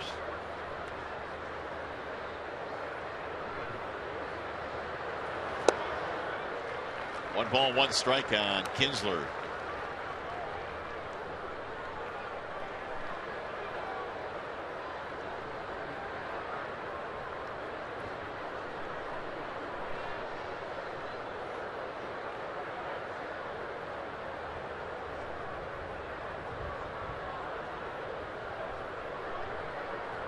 Runner goes. Grounded foul.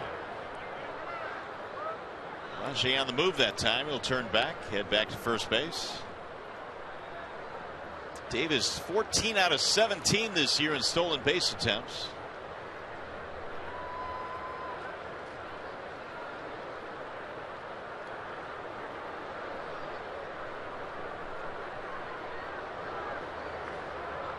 Altuve still leads the American League with 17. Billy Burns of Oakland has 15. Billy Burns, a rookie for the Athletics, having a really good season.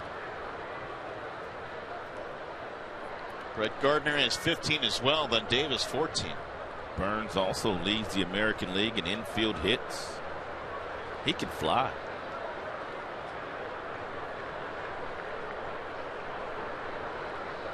And another throw. Rajay just got back in that time. Quick move by Carrasco. Rajay slow to get up.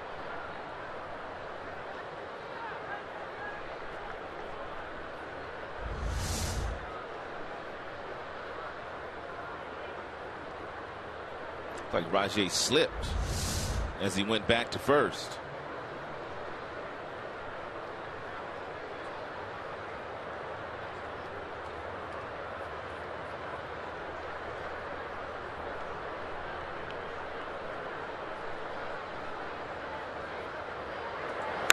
Kinsler hits it high in the air to center, but Bourne is back on it, waiting on it, and that is that for Detroit. No runs, 1 hit. They leave a man. We go to the bottom of the 6th.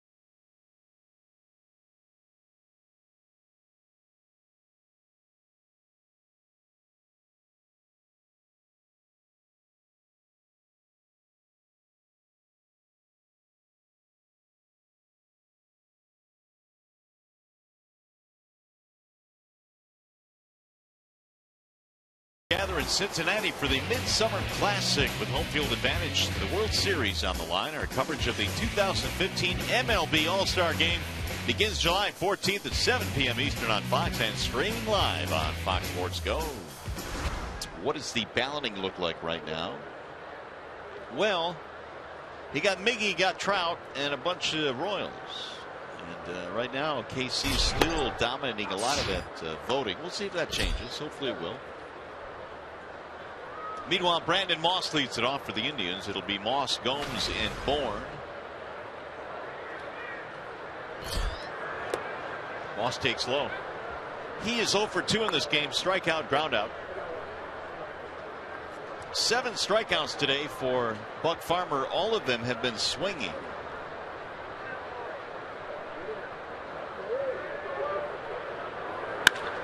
It's lined right by the shift into right field. Leadoff single for Moss. Game break time. Here's Mickey York.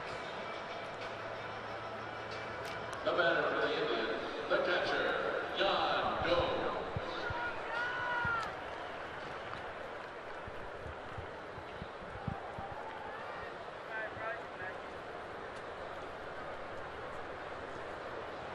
All right, Mick, thanks. Does Mickey understand the jinx situation that goes on among Twitter fans? Yeah, I think he might understand, but due to the fact that it's not a Tigers game, I don't think he's going to get too much grief. Nor does he really care. Mick doesn't strike me as someone that cares. That much is true. That's drilled foul back out of play. Here is our Xfinity high-speed pitch so far this afternoon, thrown by Buck Farmer. 95 and top fastball, 73 with the breaking ball. He throws his changeup a lot harder. Changeup anywhere from 82 to 86 miles an hour.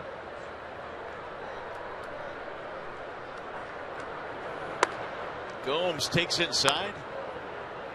1 ball, 1 strike. Well, in Toledo this year, Buck averaged about 91 pitches per start. Season high is 99. Name's that Rochester. Mike Maroff is the pitching coach in Toledo. Nothing but praise for Buck Farmer.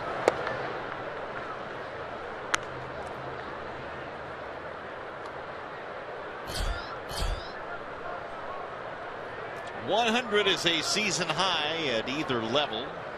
And here's his breakdown. He had that 7-pitch fourth.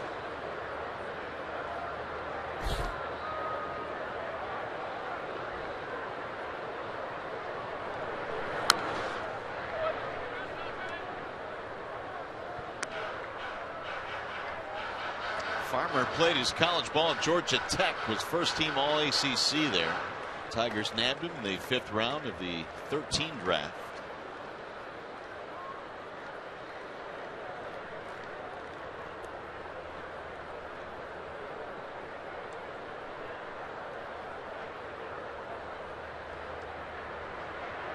Here's the 1-2.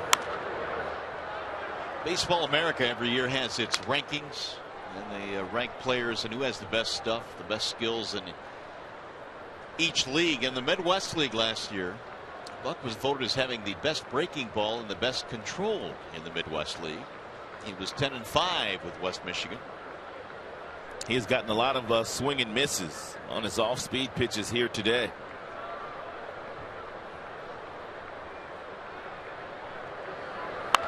Ground ball to short.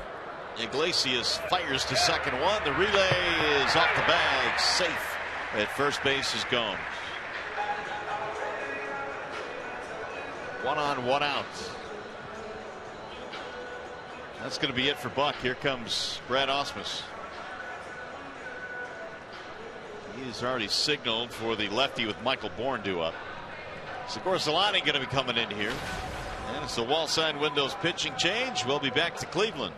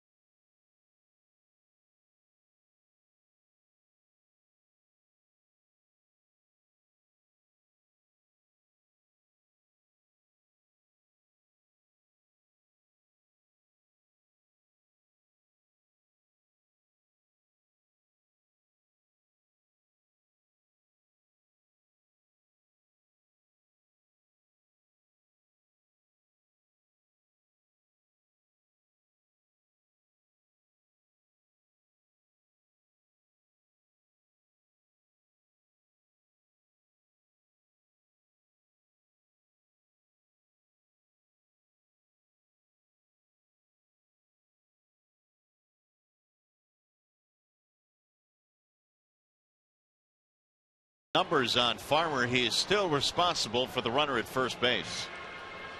5 1/3, 8 hits, 4 runs, 7 strikeouts in this game. Not a bad outing for Farmer. He got a couple of change-ups up earlier in the game, gave up a couple of base hits, which produced runs for the Cleveland Indians. But other than that, his stuff looked very good today. Gorzelani will take over now for Detroit. And winning pitch last night for Gorzelani. He had 1 strikeout overall this year. He checks in with a 6.95 ERA in 26 games.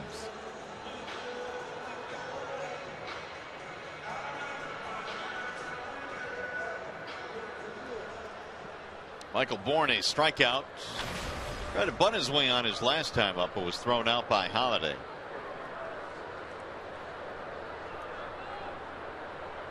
Farmer was 17 of 25 on first pitch strikes. 103 total pitches. And Bourne backs away from strike 1.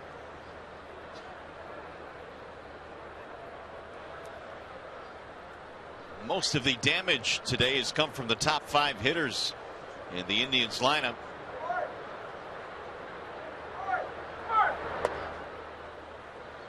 One on Bourne. In fact, the single by Moss here in the 6th inning was the first hit from the bottom of the Indians lineup.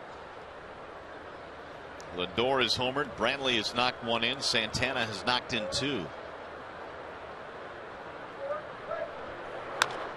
Grounded foul. Well, what do you think about these Indians, Ron? Can they make a run here as we approach the All-Star break and get into the second half? I guess anything is possible, but I just don't see it right now. I don't think Kansas City's coming back to the pack. The Tigers are really a much better team than they've displayed all season long. I don't expect Minnesota to stay where they're at right now, but as far as Cleveland getting back in the Central this year, I just don't really see it happening. Bourne strikes out. It just seems they're light a bat or 2. Well, they don't have any middle of the order bats. At least their middle of the order bats aren't like the Tigers' middle of the order bats. I know Miguel Cabrera, he's second to none. He's going to go down as one of the best hitters in the history of the game. But when you start talking about Victor and Cespedes and JD Martinez, they really don't have any of those guys. Here's Giovanni Urshela. He'll pull that one foul at third base. Eric Cooper all over it. Ooh, man, that was close. Eric Cooper trying to dodge and get out of the way and call fair or foul at the same time.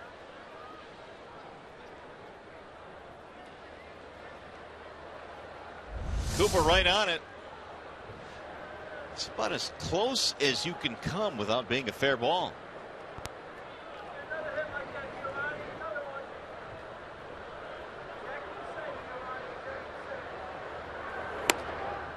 Missed it outside. 1-1 on Urshela. The Indians picked a poor season to put themselves behind the 8 ball with the confidence that the Kansas City Royals have played with all year. And you add the fact that they've had very little success this year against the reigning 4-time champion in the Central, the Tigers. It's still somewhat amazing to me what the Royals have been able to do with their starting rotation. At times a mess. Duffy's coming back right now, but Ventura's on the DL. It's still a mess. Vargas is on the DL. They cannot continue to get the kind of innings they're getting out of their relief if they're going to be in this thing the entire way. They've got to get that starting rotation sorted out. Their rotation has to pitch more innings for them. Their rotation has pitched some of the fewest innings of any team in baseball. But they're in first place.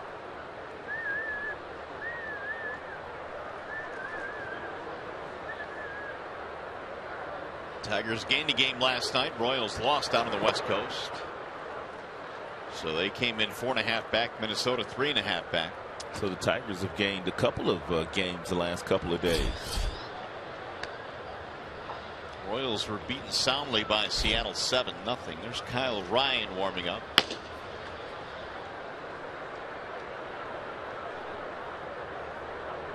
Runner goes on 3-2, and it's fouled back out of play. 4-0 here. We're in the bottom of the 6th. And the Tigers have managed only 2 hits against Carrasco this afternoon.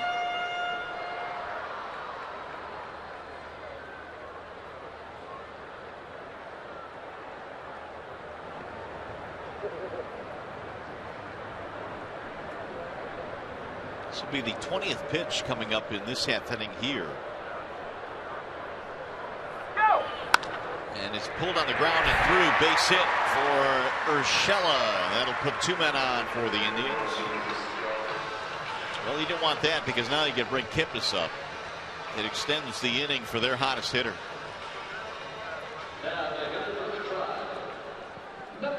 Kipnis 1 for 3 today. Now a 19-game hitting streak, the longest in the American League. This is why they signed Tom Gorzolani, and to go up against guys just like Kipnis. Some of your better left-handed bats in the American League Central, well, for that matter, in the American League.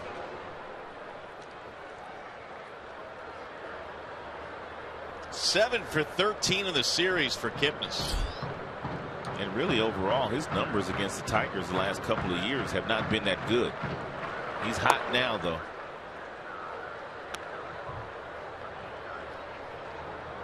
Here are those streaks again for Kipnis, who right now leads the American League in WAR. 4.6. And wins above replacement.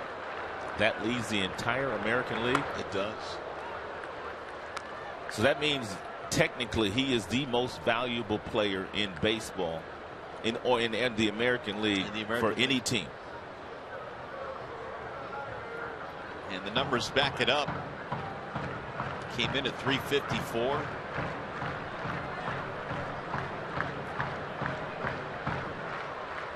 Here's the 1-1.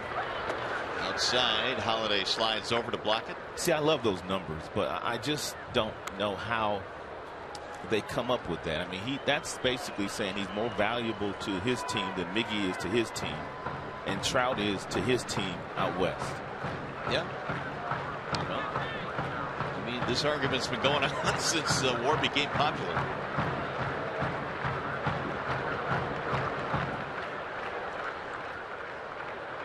Here's the 2-1. 3 balls and 1 strike.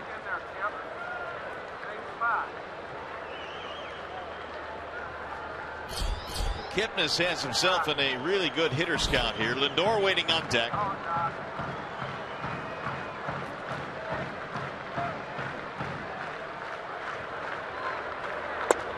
And he'll take a strike. Run at full now, 3-2.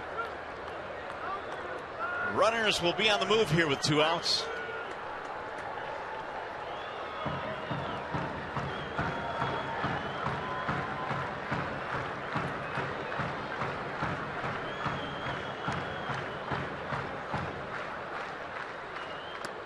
And he lost in ball 4. That is going to load him up.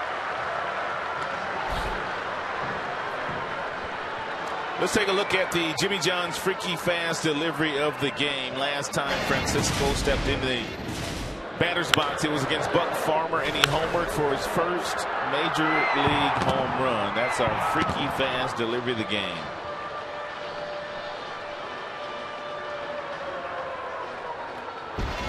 Jeff Jones coming out of the dugout now for the Tigers, and he'll chat with Gorzolani.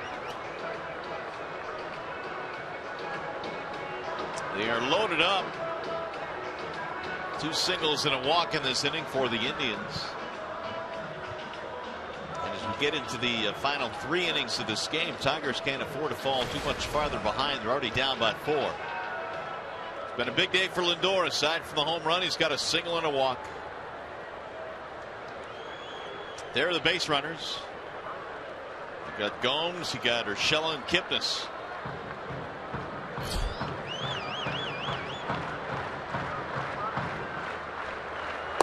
And Lindor looks at ball 1.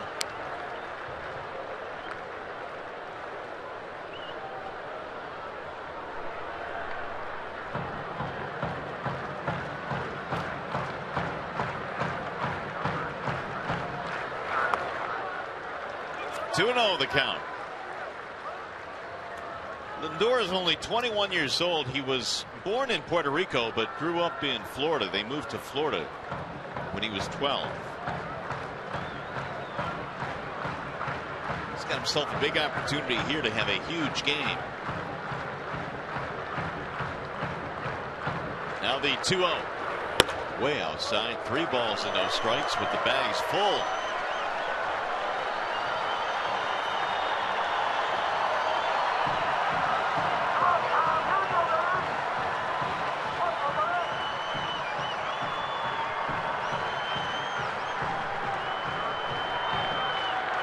He walked him, and that wasn't even close. With the bases loaded, the Indians get another run.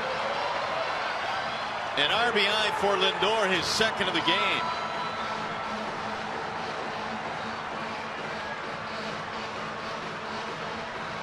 Nothing Cleveland. And here comes Brad Ausmus again. Kyle Ryan will be summoned out of the bullpen. Wallside windows, pitching change. We'll be back.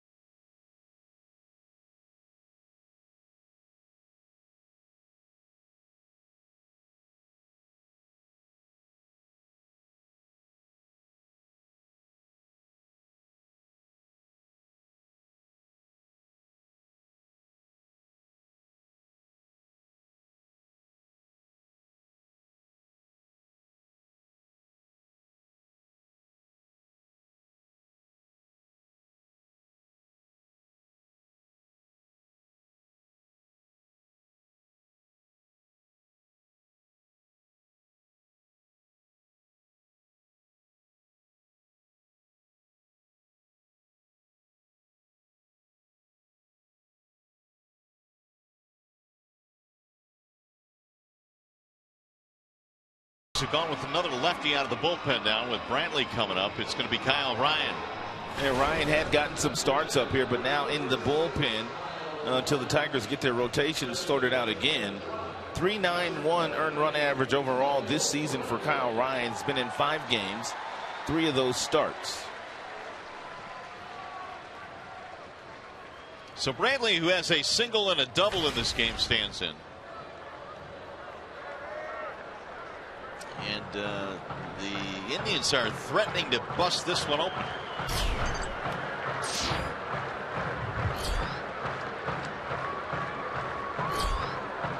Bases loaded, 2 outs, 1 run in. Tried to hold up, and Brantley couldn't do it.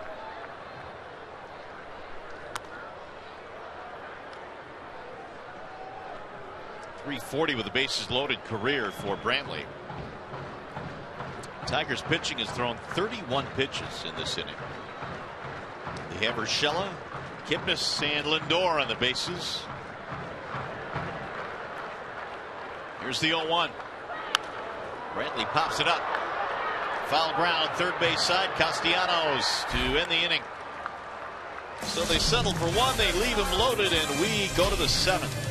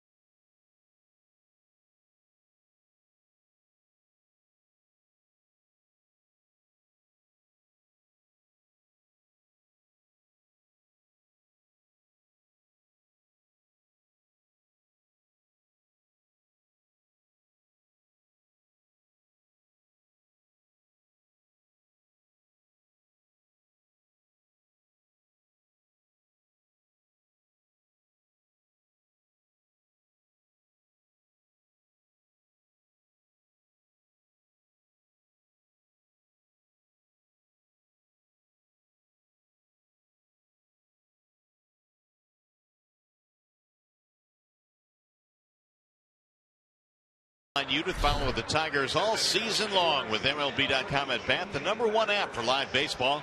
At Bat is up to the moment at any moment with in-game highlights, live look-ins, replay reviews, and a whole lot more. Get MLB.com at Bat for your smartphone or your tablet. Not a whole lot for Tigers fans to cheer about today, but that could still change. We go to the 7th.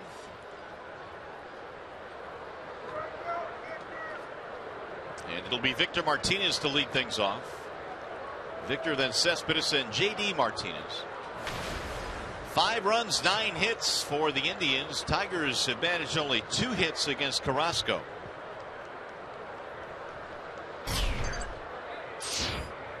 Victor, a couple of flyouts in this game, 0 for 2.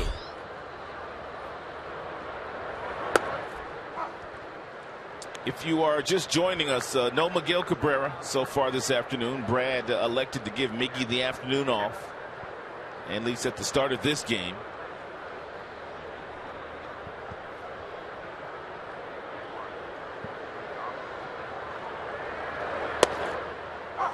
There's a strike called and make the count 0-2 on Victor. And Carrasco, when he throws that split-fingered fastball, it acts a lot like a changeup. Carrasco's retired 10 of 11. He's given up a single and a double in this game. That's it. He's been very economical too. Only 79 pitches total thrown so far this afternoon, and by Carrasco, he's in the 7th. Well, he's put it together today so far, and that's despite the fact that his ERA was nearly 7 career against the Tigers. They score quite a few runs while he's on the mound, at least this year. Just got a piece of it, knocking it out of the glove of Gomes.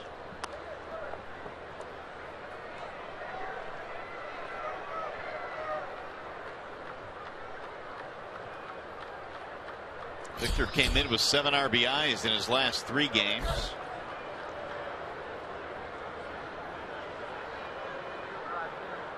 Had the big game in that final contest against the Yankees, and then of course the first 2 in this series.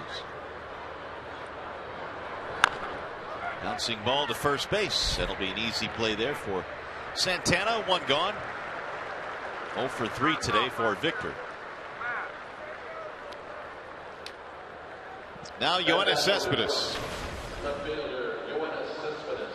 Tigers have a 4-game series coming up against the White Sox Thursday, Friday, Saturday, Sunday. And the good news is, at least for the Tigers end of it, they will not see Chris Sale.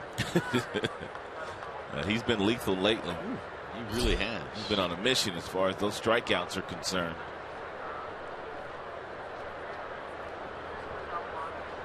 Cespedes has fanned twice against Carrasco today.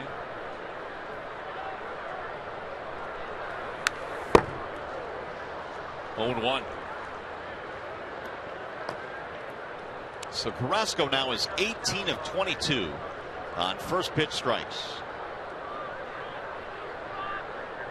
He's been in command from the get-go, and really the only time the Tigers threatened was that leadoff double by Romine in the 3rd. A double play, though, ended that inning. Here's the 0-1.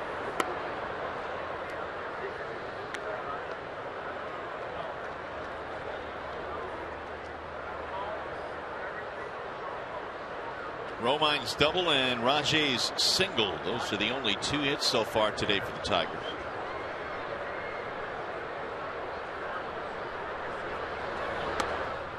Ball inside to Cespedes. 2-1 the count.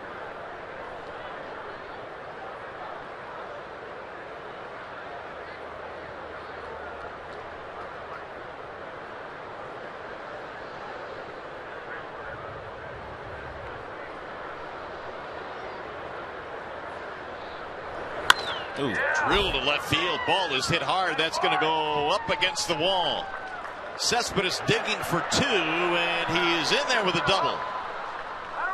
Well, Yoenis hit a rocket to that wall and left. You think?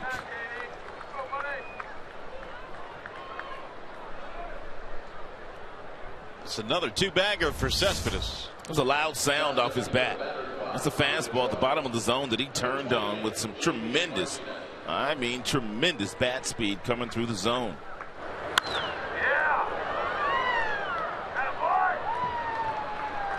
So the Tigers have their third hit. We'll bring up J.D. Martinez.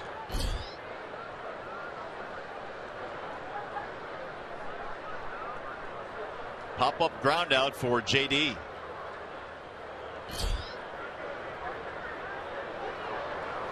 Swing and a miss.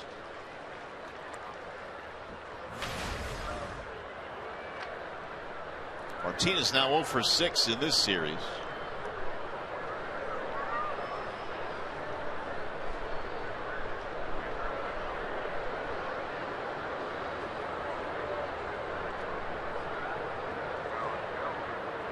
Now the 0-1. Ooh, an awkward swing there. Martinez unable to hold, and the count goes 0-2.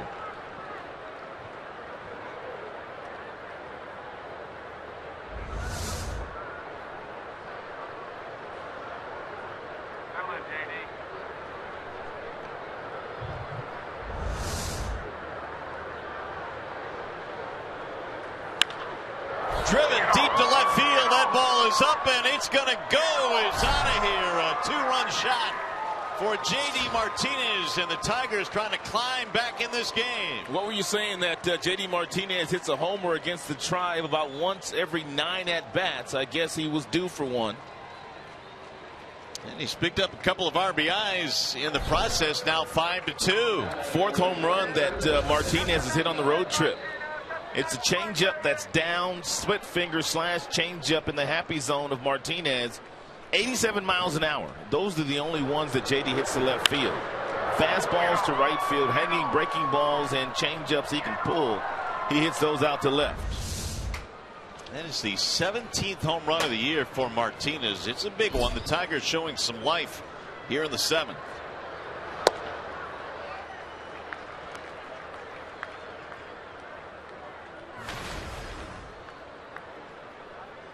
And 14 career home runs now for JD against the Tribe.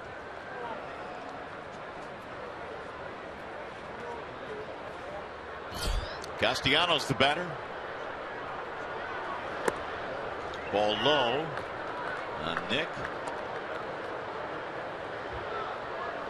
1 ball, 1 strike.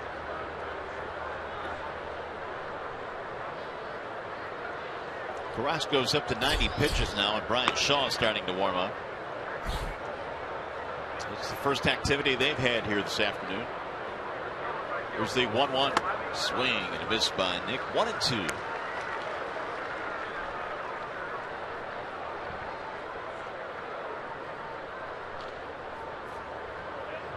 The closer the Tigers get in this game, the more Miguel Cabrera becomes a factor off the bench. Perhaps the greatest bench player in the history of the game today. 1-2 is looped in the air to center field. That's going to sink and drop in. Base hit. And Castellanos served that in very nicely.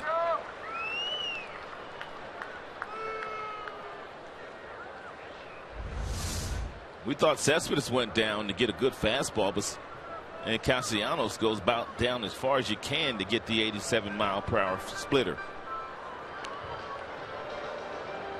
It's going to bring Mickey Callaway out, their pitching coach, who was ejected from the game last night by Eric Cooper. And so Carrasco, for the first time, showing signs of cracking here in the 7th. 3 consecutive hits. 2-run shot by J.D. Martinez has got the Tigers to within 3.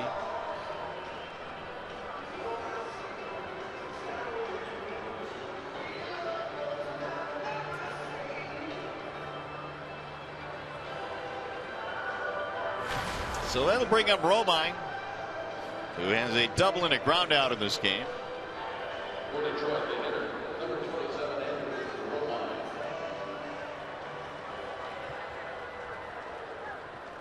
4 for 10 in the series for Romine. Let's see if he can keep it going. How about JD against Carrasco now? 7 RBIs, couple of homers, and a .333 average.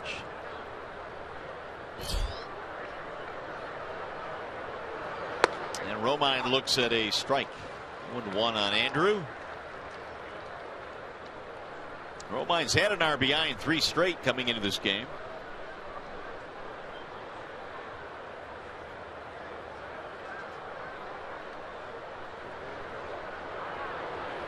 Bouncing ball to short. Lindor to second one. Relay to first. Is in time. A double play. And Brad says, wait a minute. It is called a double play for now. We'll see if the Tigers challenge.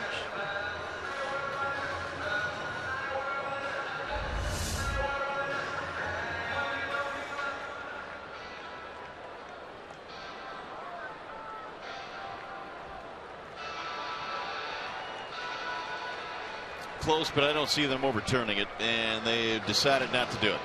So the double play stands. Inning is over. Tigers get 2 runs. McLaren Health Plan 7th inning stretch coming up.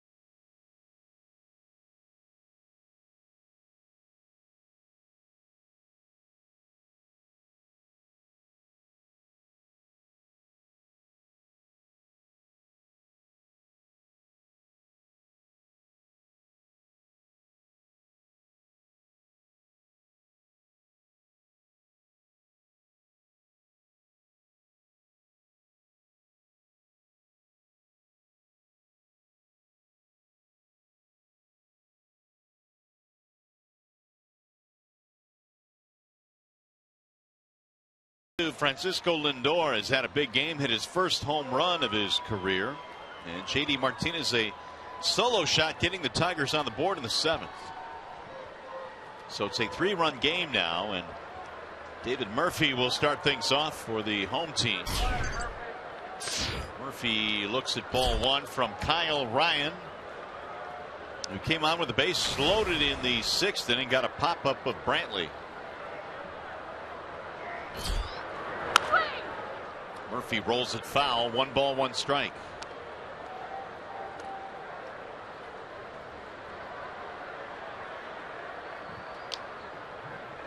Santana, then Moss to follow. Here's the 1-1. Pulled foul.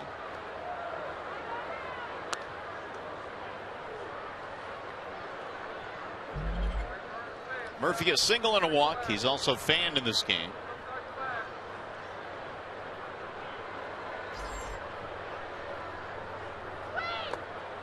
And he missed low and outside. And better location with that breaking ball, even though Murphy was able to lay off of it. That's what you want to do.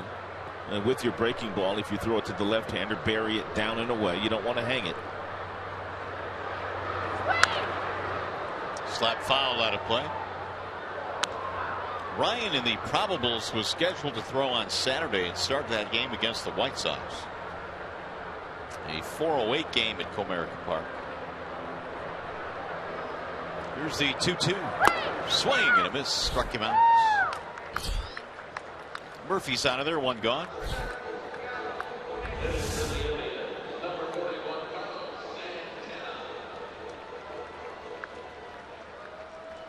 Here is Santana.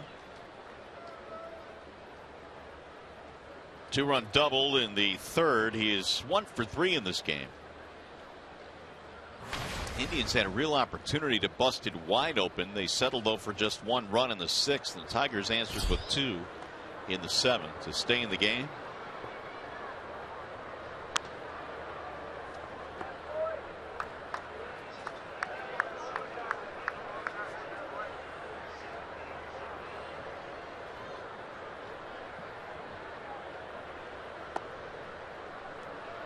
2-0.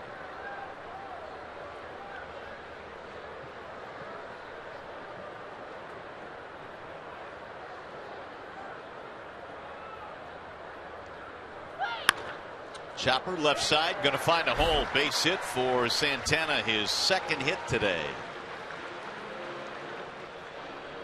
1 on, 1 out. More action in the Detroit bullpen. Albuquerque warming up.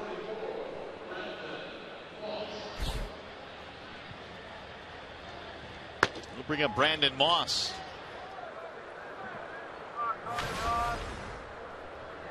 Single and 3 at bats from Moss. That base hit there by Santana gives the Indians 10 hits in this game.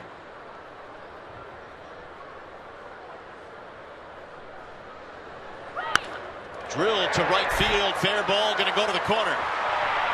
Santana's on his way to third base. They're going to stop in there. That'll be a double for Brandon Moss, his second hit, now his second and third.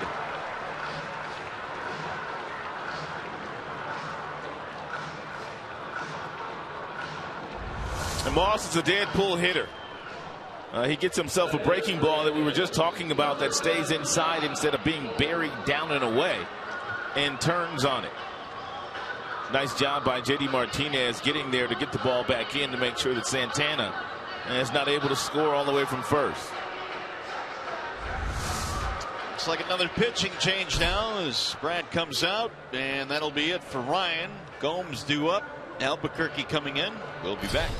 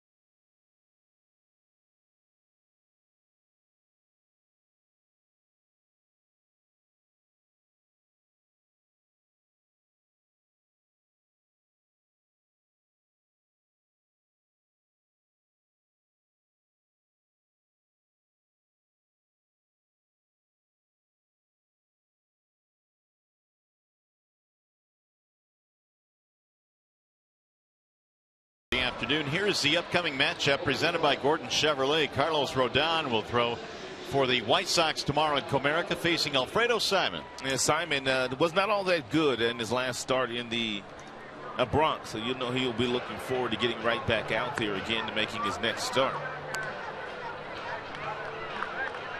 In the meantime, Albuquerque is out of the Detroit bullpen. Albuquerque averaging a strikeout per inning so far this year, 29 1/3, 30 strikeouts, 15 walks. Really hadn't been walking many lately. Earlier in this season, base on balls was an issue for Albuquerque, but he continues to pitch a pretty good baseball lately. Yan Gomes will be the first man to face him. The infield coming in a couple of steps. And a strikeout is exactly what Ausmus is looking for here out of his right-hander, Albuquerque. Gomes looks at a strike 0-1. Reached on a fielder's choice, scored a run back in the 6th. 5-2, runners at second and third. It has popped up down the right field line, and it's going to drop right by the sidewall. 0-2.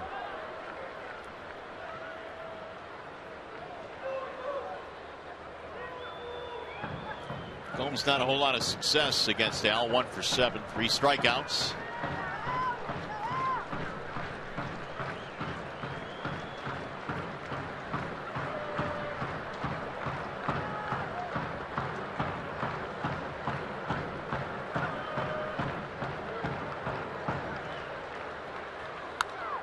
Got a piece of it. Gomes stays alive. And not a good 0-2 pitch there thrown by Albuquerque. A breaking ball that was hanging in the strike zone. It's always a risky situation when you do call for the breaking ball if you're Holiday. And because if he throws it where he needs to throw it, you know you have to get over and block it.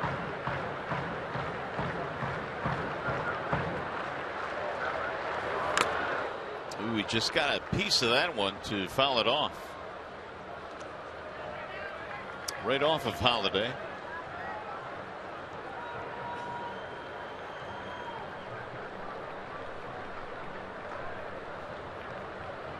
Michael Bourne waiting on deck.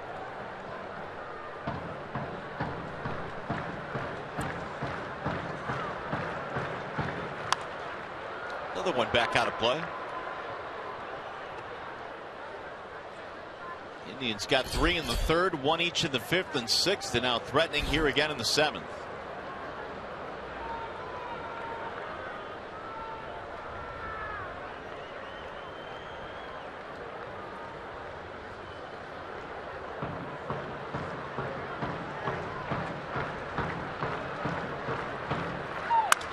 Drill to left center field. That's going to drop, base hit.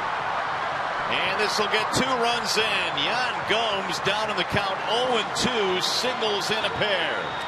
When the hitter knows beyond a shadow of a doubt that you throw your slider 70% of the time, they're going to hit pitches like this.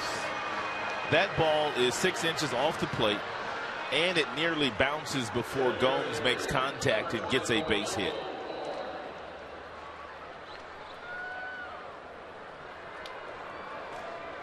So the Tigers get 2, but the Indians answer right back with a 2 spot of their own here in the 7th. And Michael Bourne takes low and outside 1-0. RBI 7 and 8 on the year for Gomes.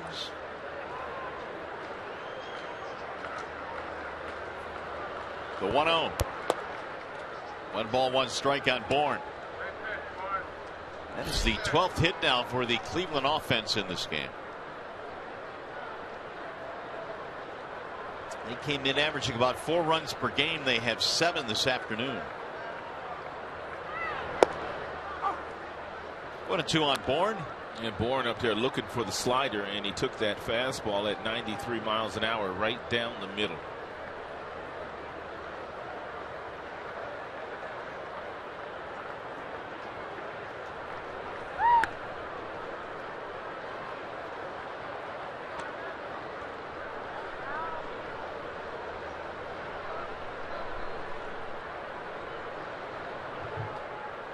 Two and 2 on Bourne. Tigers today have gone with Gorzolani, Ryan, and Albuquerque out of the bullpen.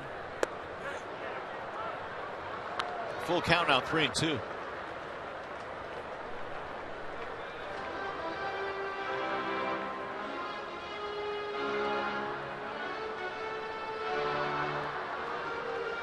It's amazing, but the Tigers have thrown a lot of pitches today. In fact, they've gone 20 or more in 6 of the 7 innings. They've done it again here in the 7th.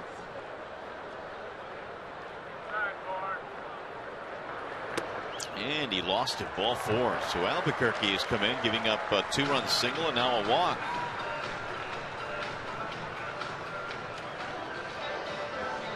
Two on and still only 1 out. Bring up Urshela. Giovanni is singled for 3 in this game.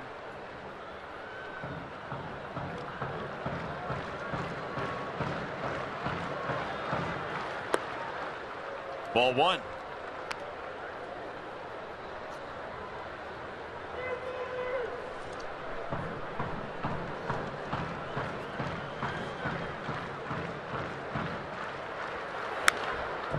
Tigers bullpen this year, an ERA of about 3.5.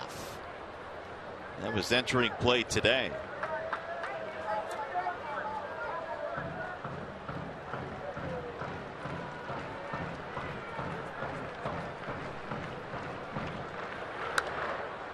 Fouled away. 1-2. The count stays on Urshela. The top of the lineup. Kipnis waiting on deck.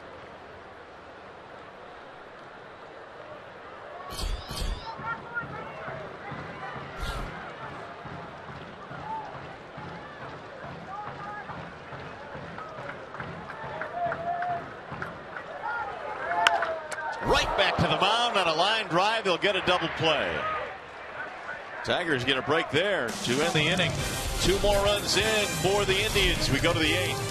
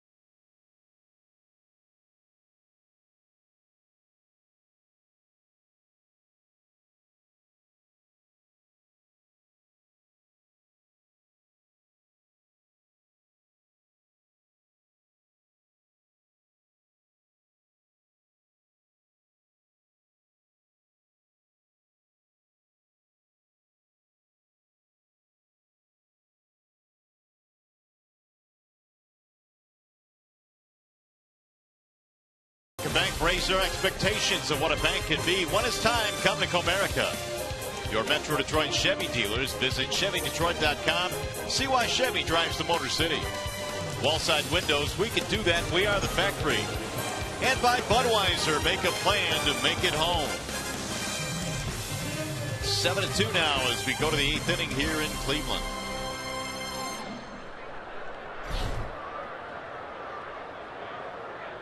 Carrasco's still in the game. He's gone 7, allowing 5 hits, 2 runs, 6 strikeouts in this game, and he will face Brian Holiday to start things off. And back in the 7th, he pitched in a little bit of stress. That's the only stress Carrasco really has pitched in all afternoon long. He came out throwing differently today than he has in the past against Detroit. And he usually comes out trying to overpower the Tigers with fastballs, but today a lot of sliders really early in the game, and he got quite a few swings and misses on that breaking ball. Bouncing ball slowly towards short. Lindor gobbles it up. Holiday's out, 1 away. Here's that 1-800 call, Sam, calling the game. We're going to go back to the 4th inning when Yan Gomes was in the batter's box. Iglesias at the shortstop position. Watch how he starts to move ever so slightly to the right, knowing that Gomes is a pull hitter, and the pitch that Farmer was throwing would get him the ground ball at shortstop. Backhands it and makes a nice play. So not only is he very gifted athletically, but Iglesias also very smart playing the shortstop position. Iggy trying to get something going offensively here in the 8th now. And you have to be careful when you're a middle infielder not to move too early, because really good hitters, they look at the shortstop and the second baseman to see if there's movement before the pitch is thrown. So you have to really move cautiously. I guess it's kind of like a catcher behind the plate when he's sliding across, knowing what pitch is coming, to do it stealthily. Yep, great point. 0-2 the count on Iglesias. Ooh, got him, strike 3. Iggy watched it into the glove. 2 gone.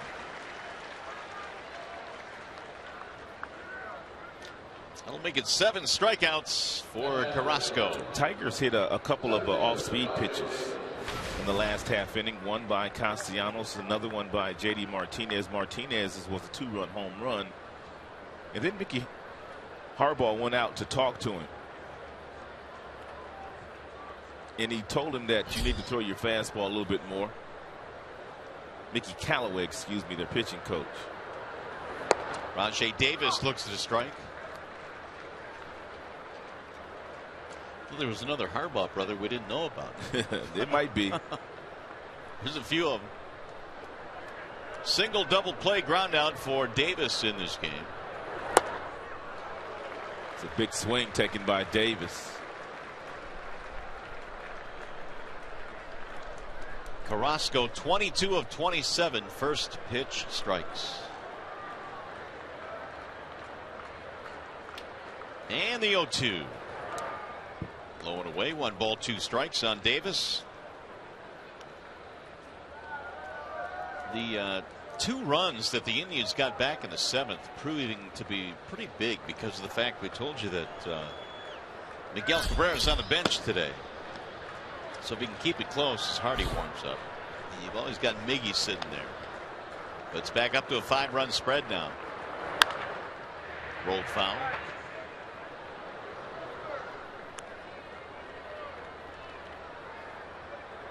"12-5. Tigers have been out hit.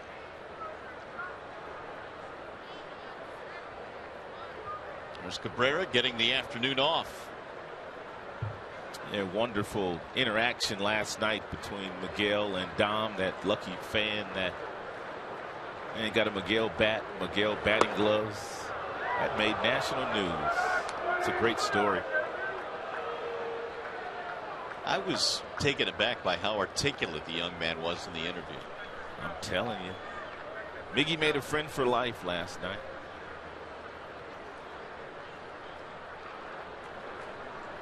Now the 2-2 coming home. Ground ball to third. Right there is Urshela. And they got him by a step.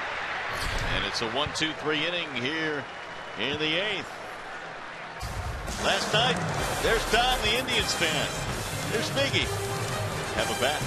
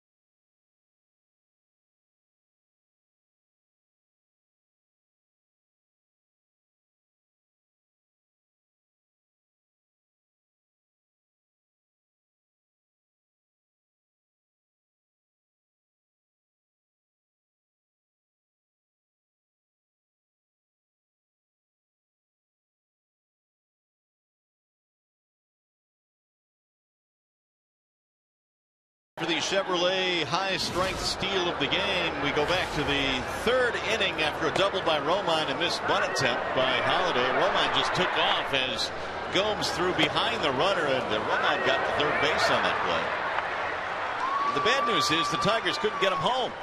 Good base running instincts by Andrew Romine. You know the catcher's going to come up and throw behind you anytime it's a bunting situation, and the bunt is bunted through by the hitter. As Jason Kipnis leading things off in the bottom of the 8th, 7-2. The Indians have the lead today.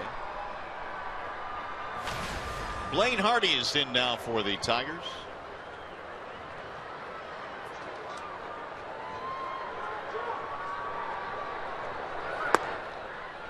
There's the ball high, 2-0.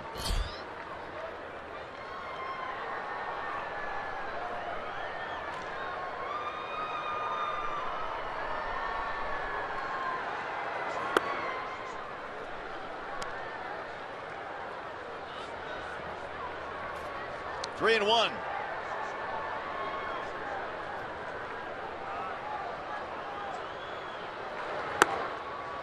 Ball four. So Kipnis on via the base on balls. We check in now with Johnny Kane. Well, I'll tell you what, Mario, we got a lot of great nicknames in the game of baseball, and we just found out the other day that the nickname for the man on the hill right now, Blaine Hardy, is Iceman. That was given to him by his bullpen buddy, Jabba Chamberlain. Actually dated back to an appearance that he made here in Cleveland last year. Came in, faced 3 batters, got all 3 out in 5 pitches, and Jabba said, hey, guy went about his business there with a stone face and didn't think his heart rate got up any higher than 73, which I guess that's pretty good. That's Iceman worthy. That it is. No doubt. Thanks, Johnny. There is Jabba Chamberlain. He's warming up. Francisco Lindor is the batter. Now, I wonder if they cleared that nickname with our own Iceman, Mark Asfano, who's the producer. Yeah, I don't think so, because he's had it for a long time. Yeah. He's had it as long as George Gervin has had it. That's a long time. Yeah. There's a strike call. The first strike thrown by the lefty Hardy.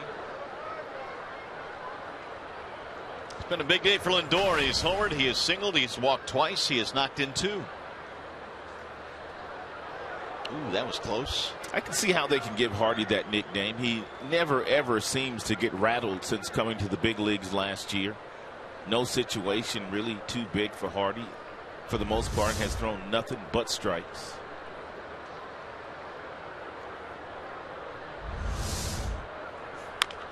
Little chopper over Hardy. He'll get to the shortstop. Quick throw in time. Iglesias with a nice play. It looked like Jose was entertaining the thought of maybe barehanding that ball as he approached it. Then he took one peek at the runner and knew he had time to glove it in a more conventional way and still get Lindor, who runs very well. You see, he pull that hand up. I thought he was going to try to barehand that ball. You just never know with Iglesias.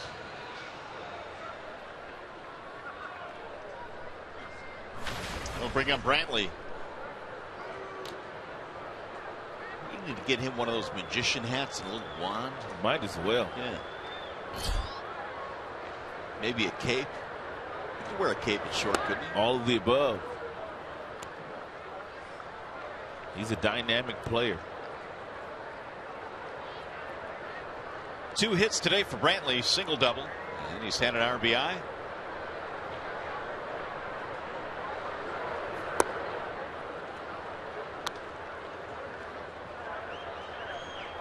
Two balls, no strikes. Tigers, when we get to the 9th, will have 2, 3, and 4. Kinsler, Martinez, Cespedes, with Miggy lurking on the bench if needed.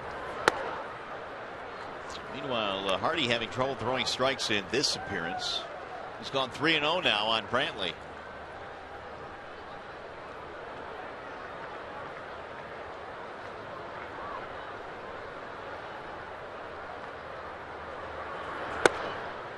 That's in there, 3-1.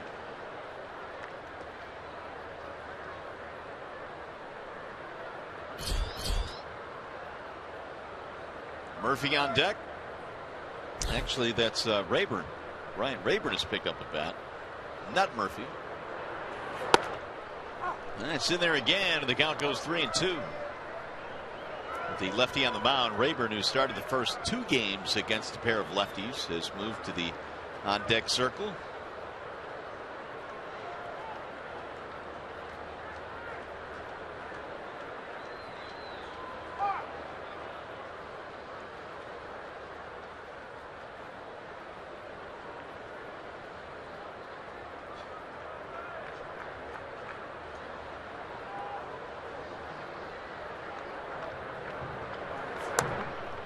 And he lost him. Couple of walks now for Blaine Hardy. 2 on, 1 out. So Brantley is on for the 3rd time. Here's Rayburn to pinch hit for Murphy.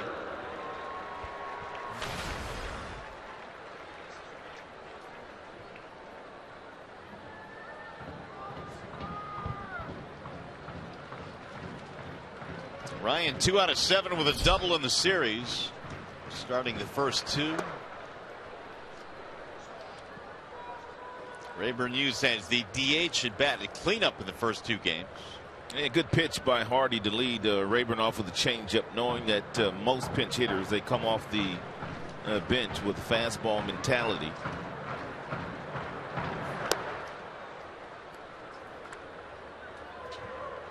One ball, one strike.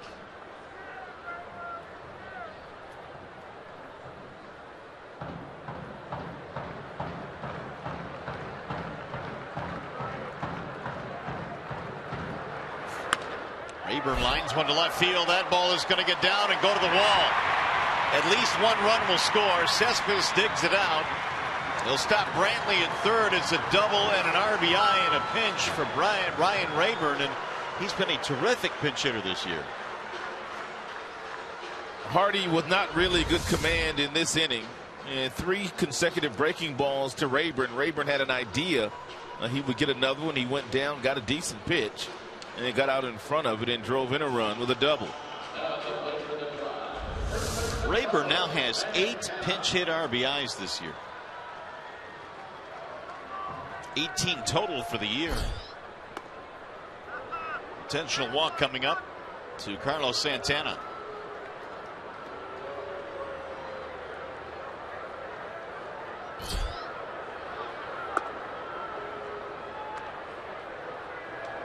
It is now a 6-run game, 13 hits on the board for the Indians.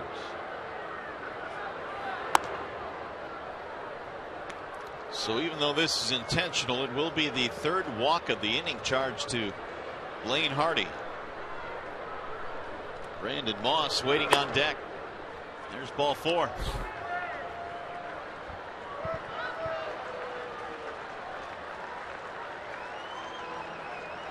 Now stepping into the batter's box for the Indians, number 44, Brandon Moss. So here's Moss with the bases loaded.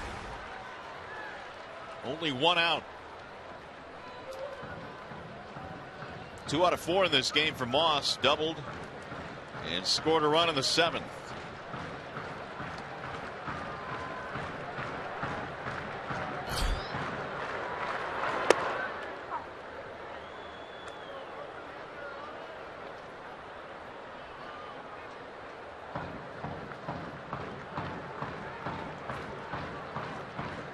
So once again here, the Tigers will go over 20 pitches thrown in an inning. They've done that in 7 of the 8.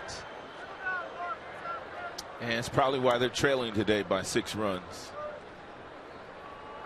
The only inning they didn't do so was that 7-pitch 4th by the starter Buck Farmer. And today Carrasco pretty much has been the story, and that's why the Tribe are leading in the game.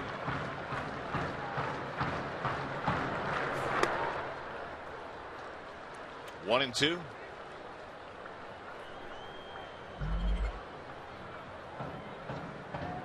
Minnesota leading Chicago today 5-1. That game is in the 7th at Target Field.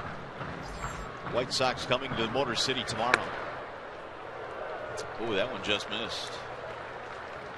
Now it's 2-2.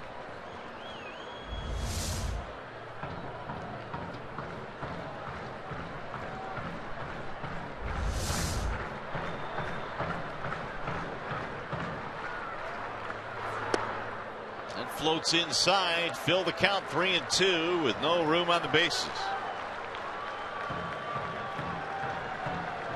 And a lot of free passes today for the Tigers. 1, 2, 3, 4, 5, 6 of them. Swing and a miss, and Moss down on strikes. 2 outs. It's going to bring out Brad again.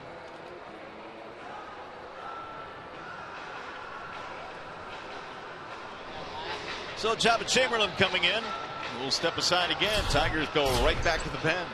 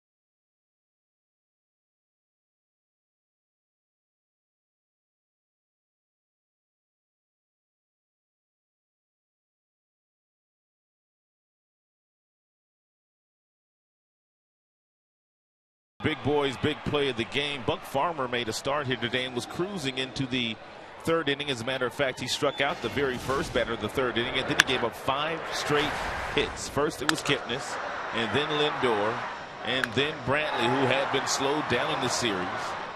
Murphy got into the act, as did Santana, their first baseman. Second time through the batting order, they were able to figure Buck Farmer out before he could blink, and they had dropped 3 runs on him.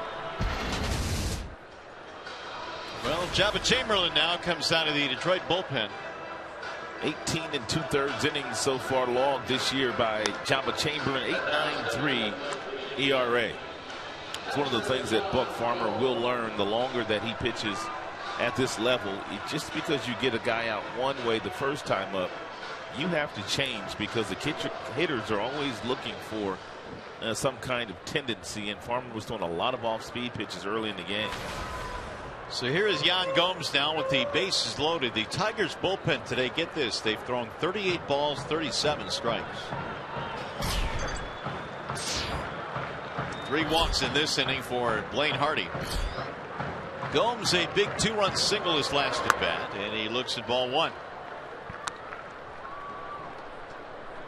8-2. The Indians have the lead here, and looking for more with 2 outs. And Gomes, his last time up, went down to the bottom of the strike zone in a pitch that was 6 inches off the plate and below the strike zone, and got himself a base hit, drove in 2.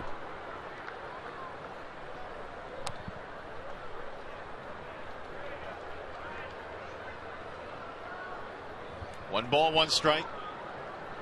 Brantley, Rayburn, and Santana, the base runners.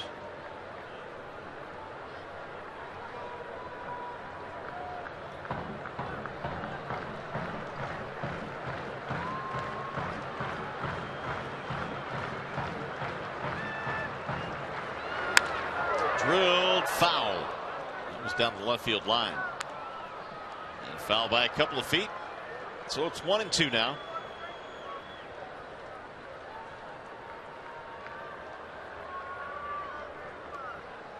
Tigers have used 5 relievers today. After Farmer departed the scene in the 6th inning. 1-2 on Gomes.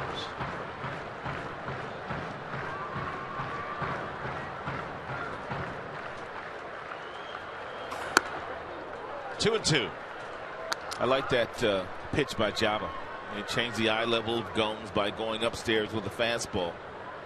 And now you can go back upstairs with a fastball, albeit you want it to be a strike. Or you can get to that breaking ball again, and you might just get the swing and miss.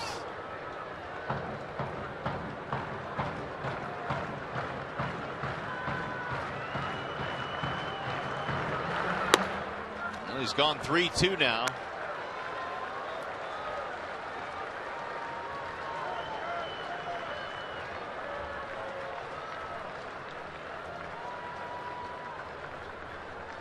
Gomes batting here with the bases loaded. 3-2 count, 2 outs.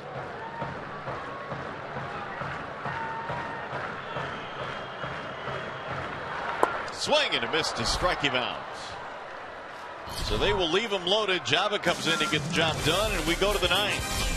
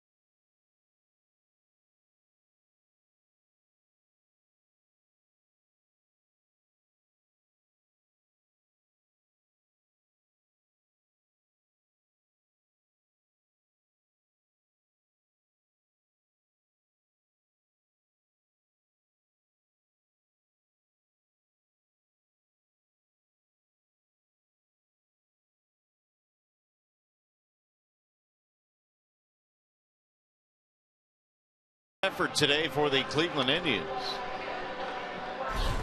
Got a new pitcher coming on as Carrasco is done for the day, and he'll give way to Cody Allen.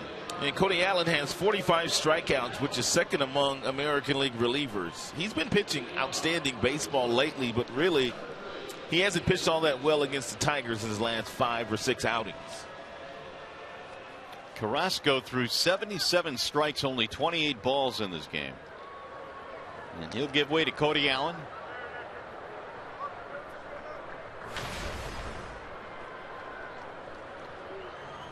Ian Kinsler, Victor Martinez, Yoenis Cespedes here in the 9th inning for the Tigers. Allen has a fastball that will get up to 95, 96 miles an hour and a really good curveball.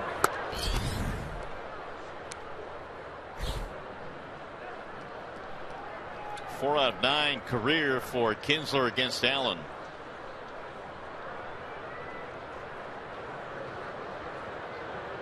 Here's the 1-0.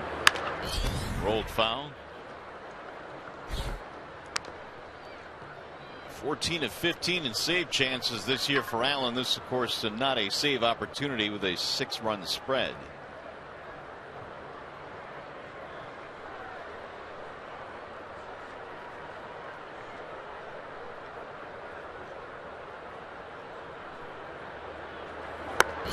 Kinsler takes a strike at the outer edge. Now he's behind in the count, 1-2. Ian today is 0 for 3. Strikeouts, ground out, fly out. Tigers' only runs coming on the 2-run shot by J.D. Martinez.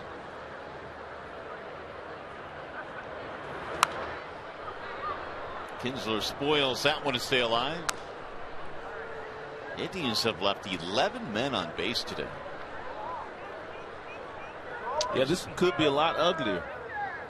Well, they left him loaded last half inning.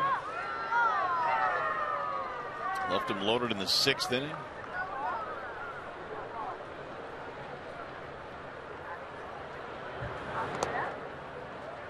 Two and 2 on Kinsler.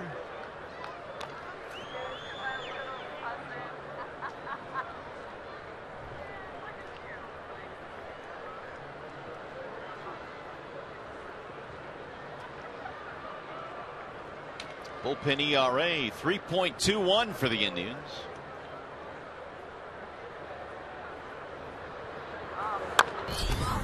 Chopped foul as Kinsler stays alive. Only 5 Tigers hits today, and for the most of the afternoon they only had a couple against Carrasco until they strung together 3 in the 7th.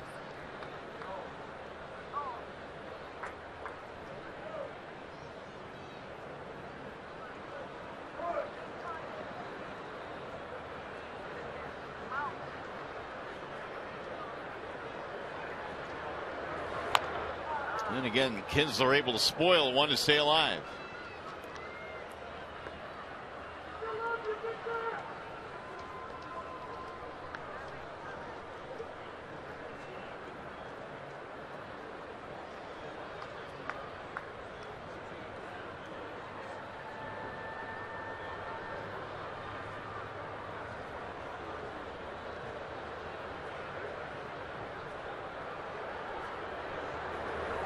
Swing and a miss, and Kinsler down on strikes for the 2nd time today. That'll be a total of 8 strikeouts for Indians pitching. 1 out now for Victor Martinez.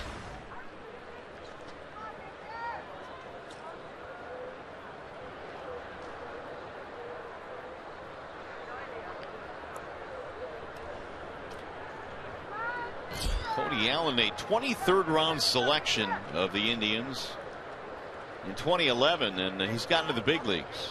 Got to the big leagues the very next year. Yeah, it didn't take him long. That thing's rifled way foul. That was a loud foul ball. Good to see Victor turning on balls like that, though. Earlier in the year, he had no chance at turning on a fastball in the mid-90s.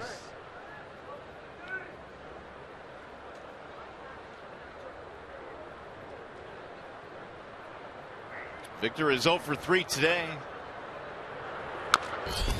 And now he's behind in the count, 0-2.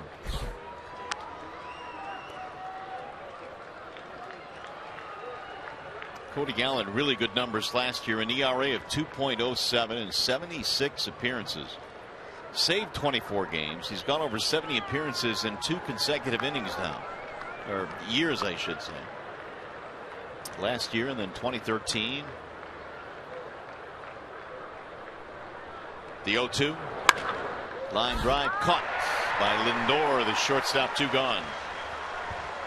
Well, just like we promised you earlier in the game, it's Miller time, and it is brought to you by Miller Lite. This afternoon, it was all about their starter, Carlos Carrasco. 12 ground ball outs, 5 flyouts, 7 strikeouts. He had a fastball that got up to 96 miles an hour, but he used that slide piece to his advantage very early in the game, and he stayed with it until the Tigers were able to figure him out, which they really weren't able to do. Outstanding performance today turned in by Carrasco. Only 1 walk in the 8 innings of work, and now the Tigers down to their final chance. It'll be Yoenis Cespedes with 2 outs, and he looks at strike 1.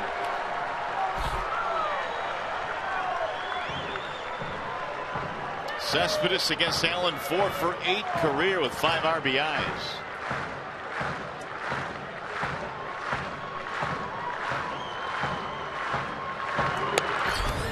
Outside, 1 ball, 1 strike. Cespedes doubled off the wall in left field in the 7th inning off Carrasco and came around to score on the home run by J.D. Martinez. He hit an absolute rocket off the wall in left center field.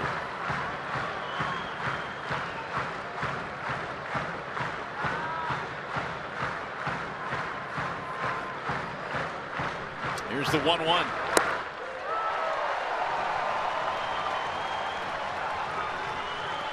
So now Cody Allen ahead of the count, 1-2.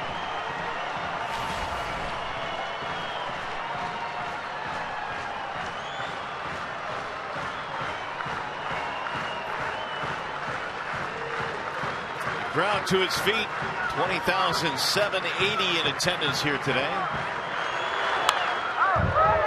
And Cespedes stays alive.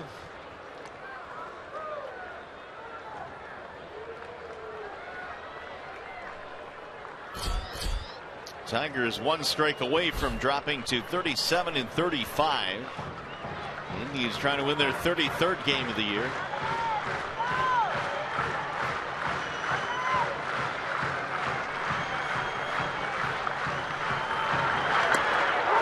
Strike 3, and that's how this one ends today.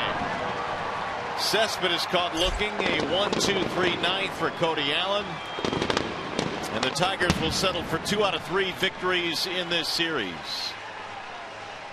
Lindor, a big day today for the Tribe. They win at 8-2. Stay with us. Tigers Live just around the corner.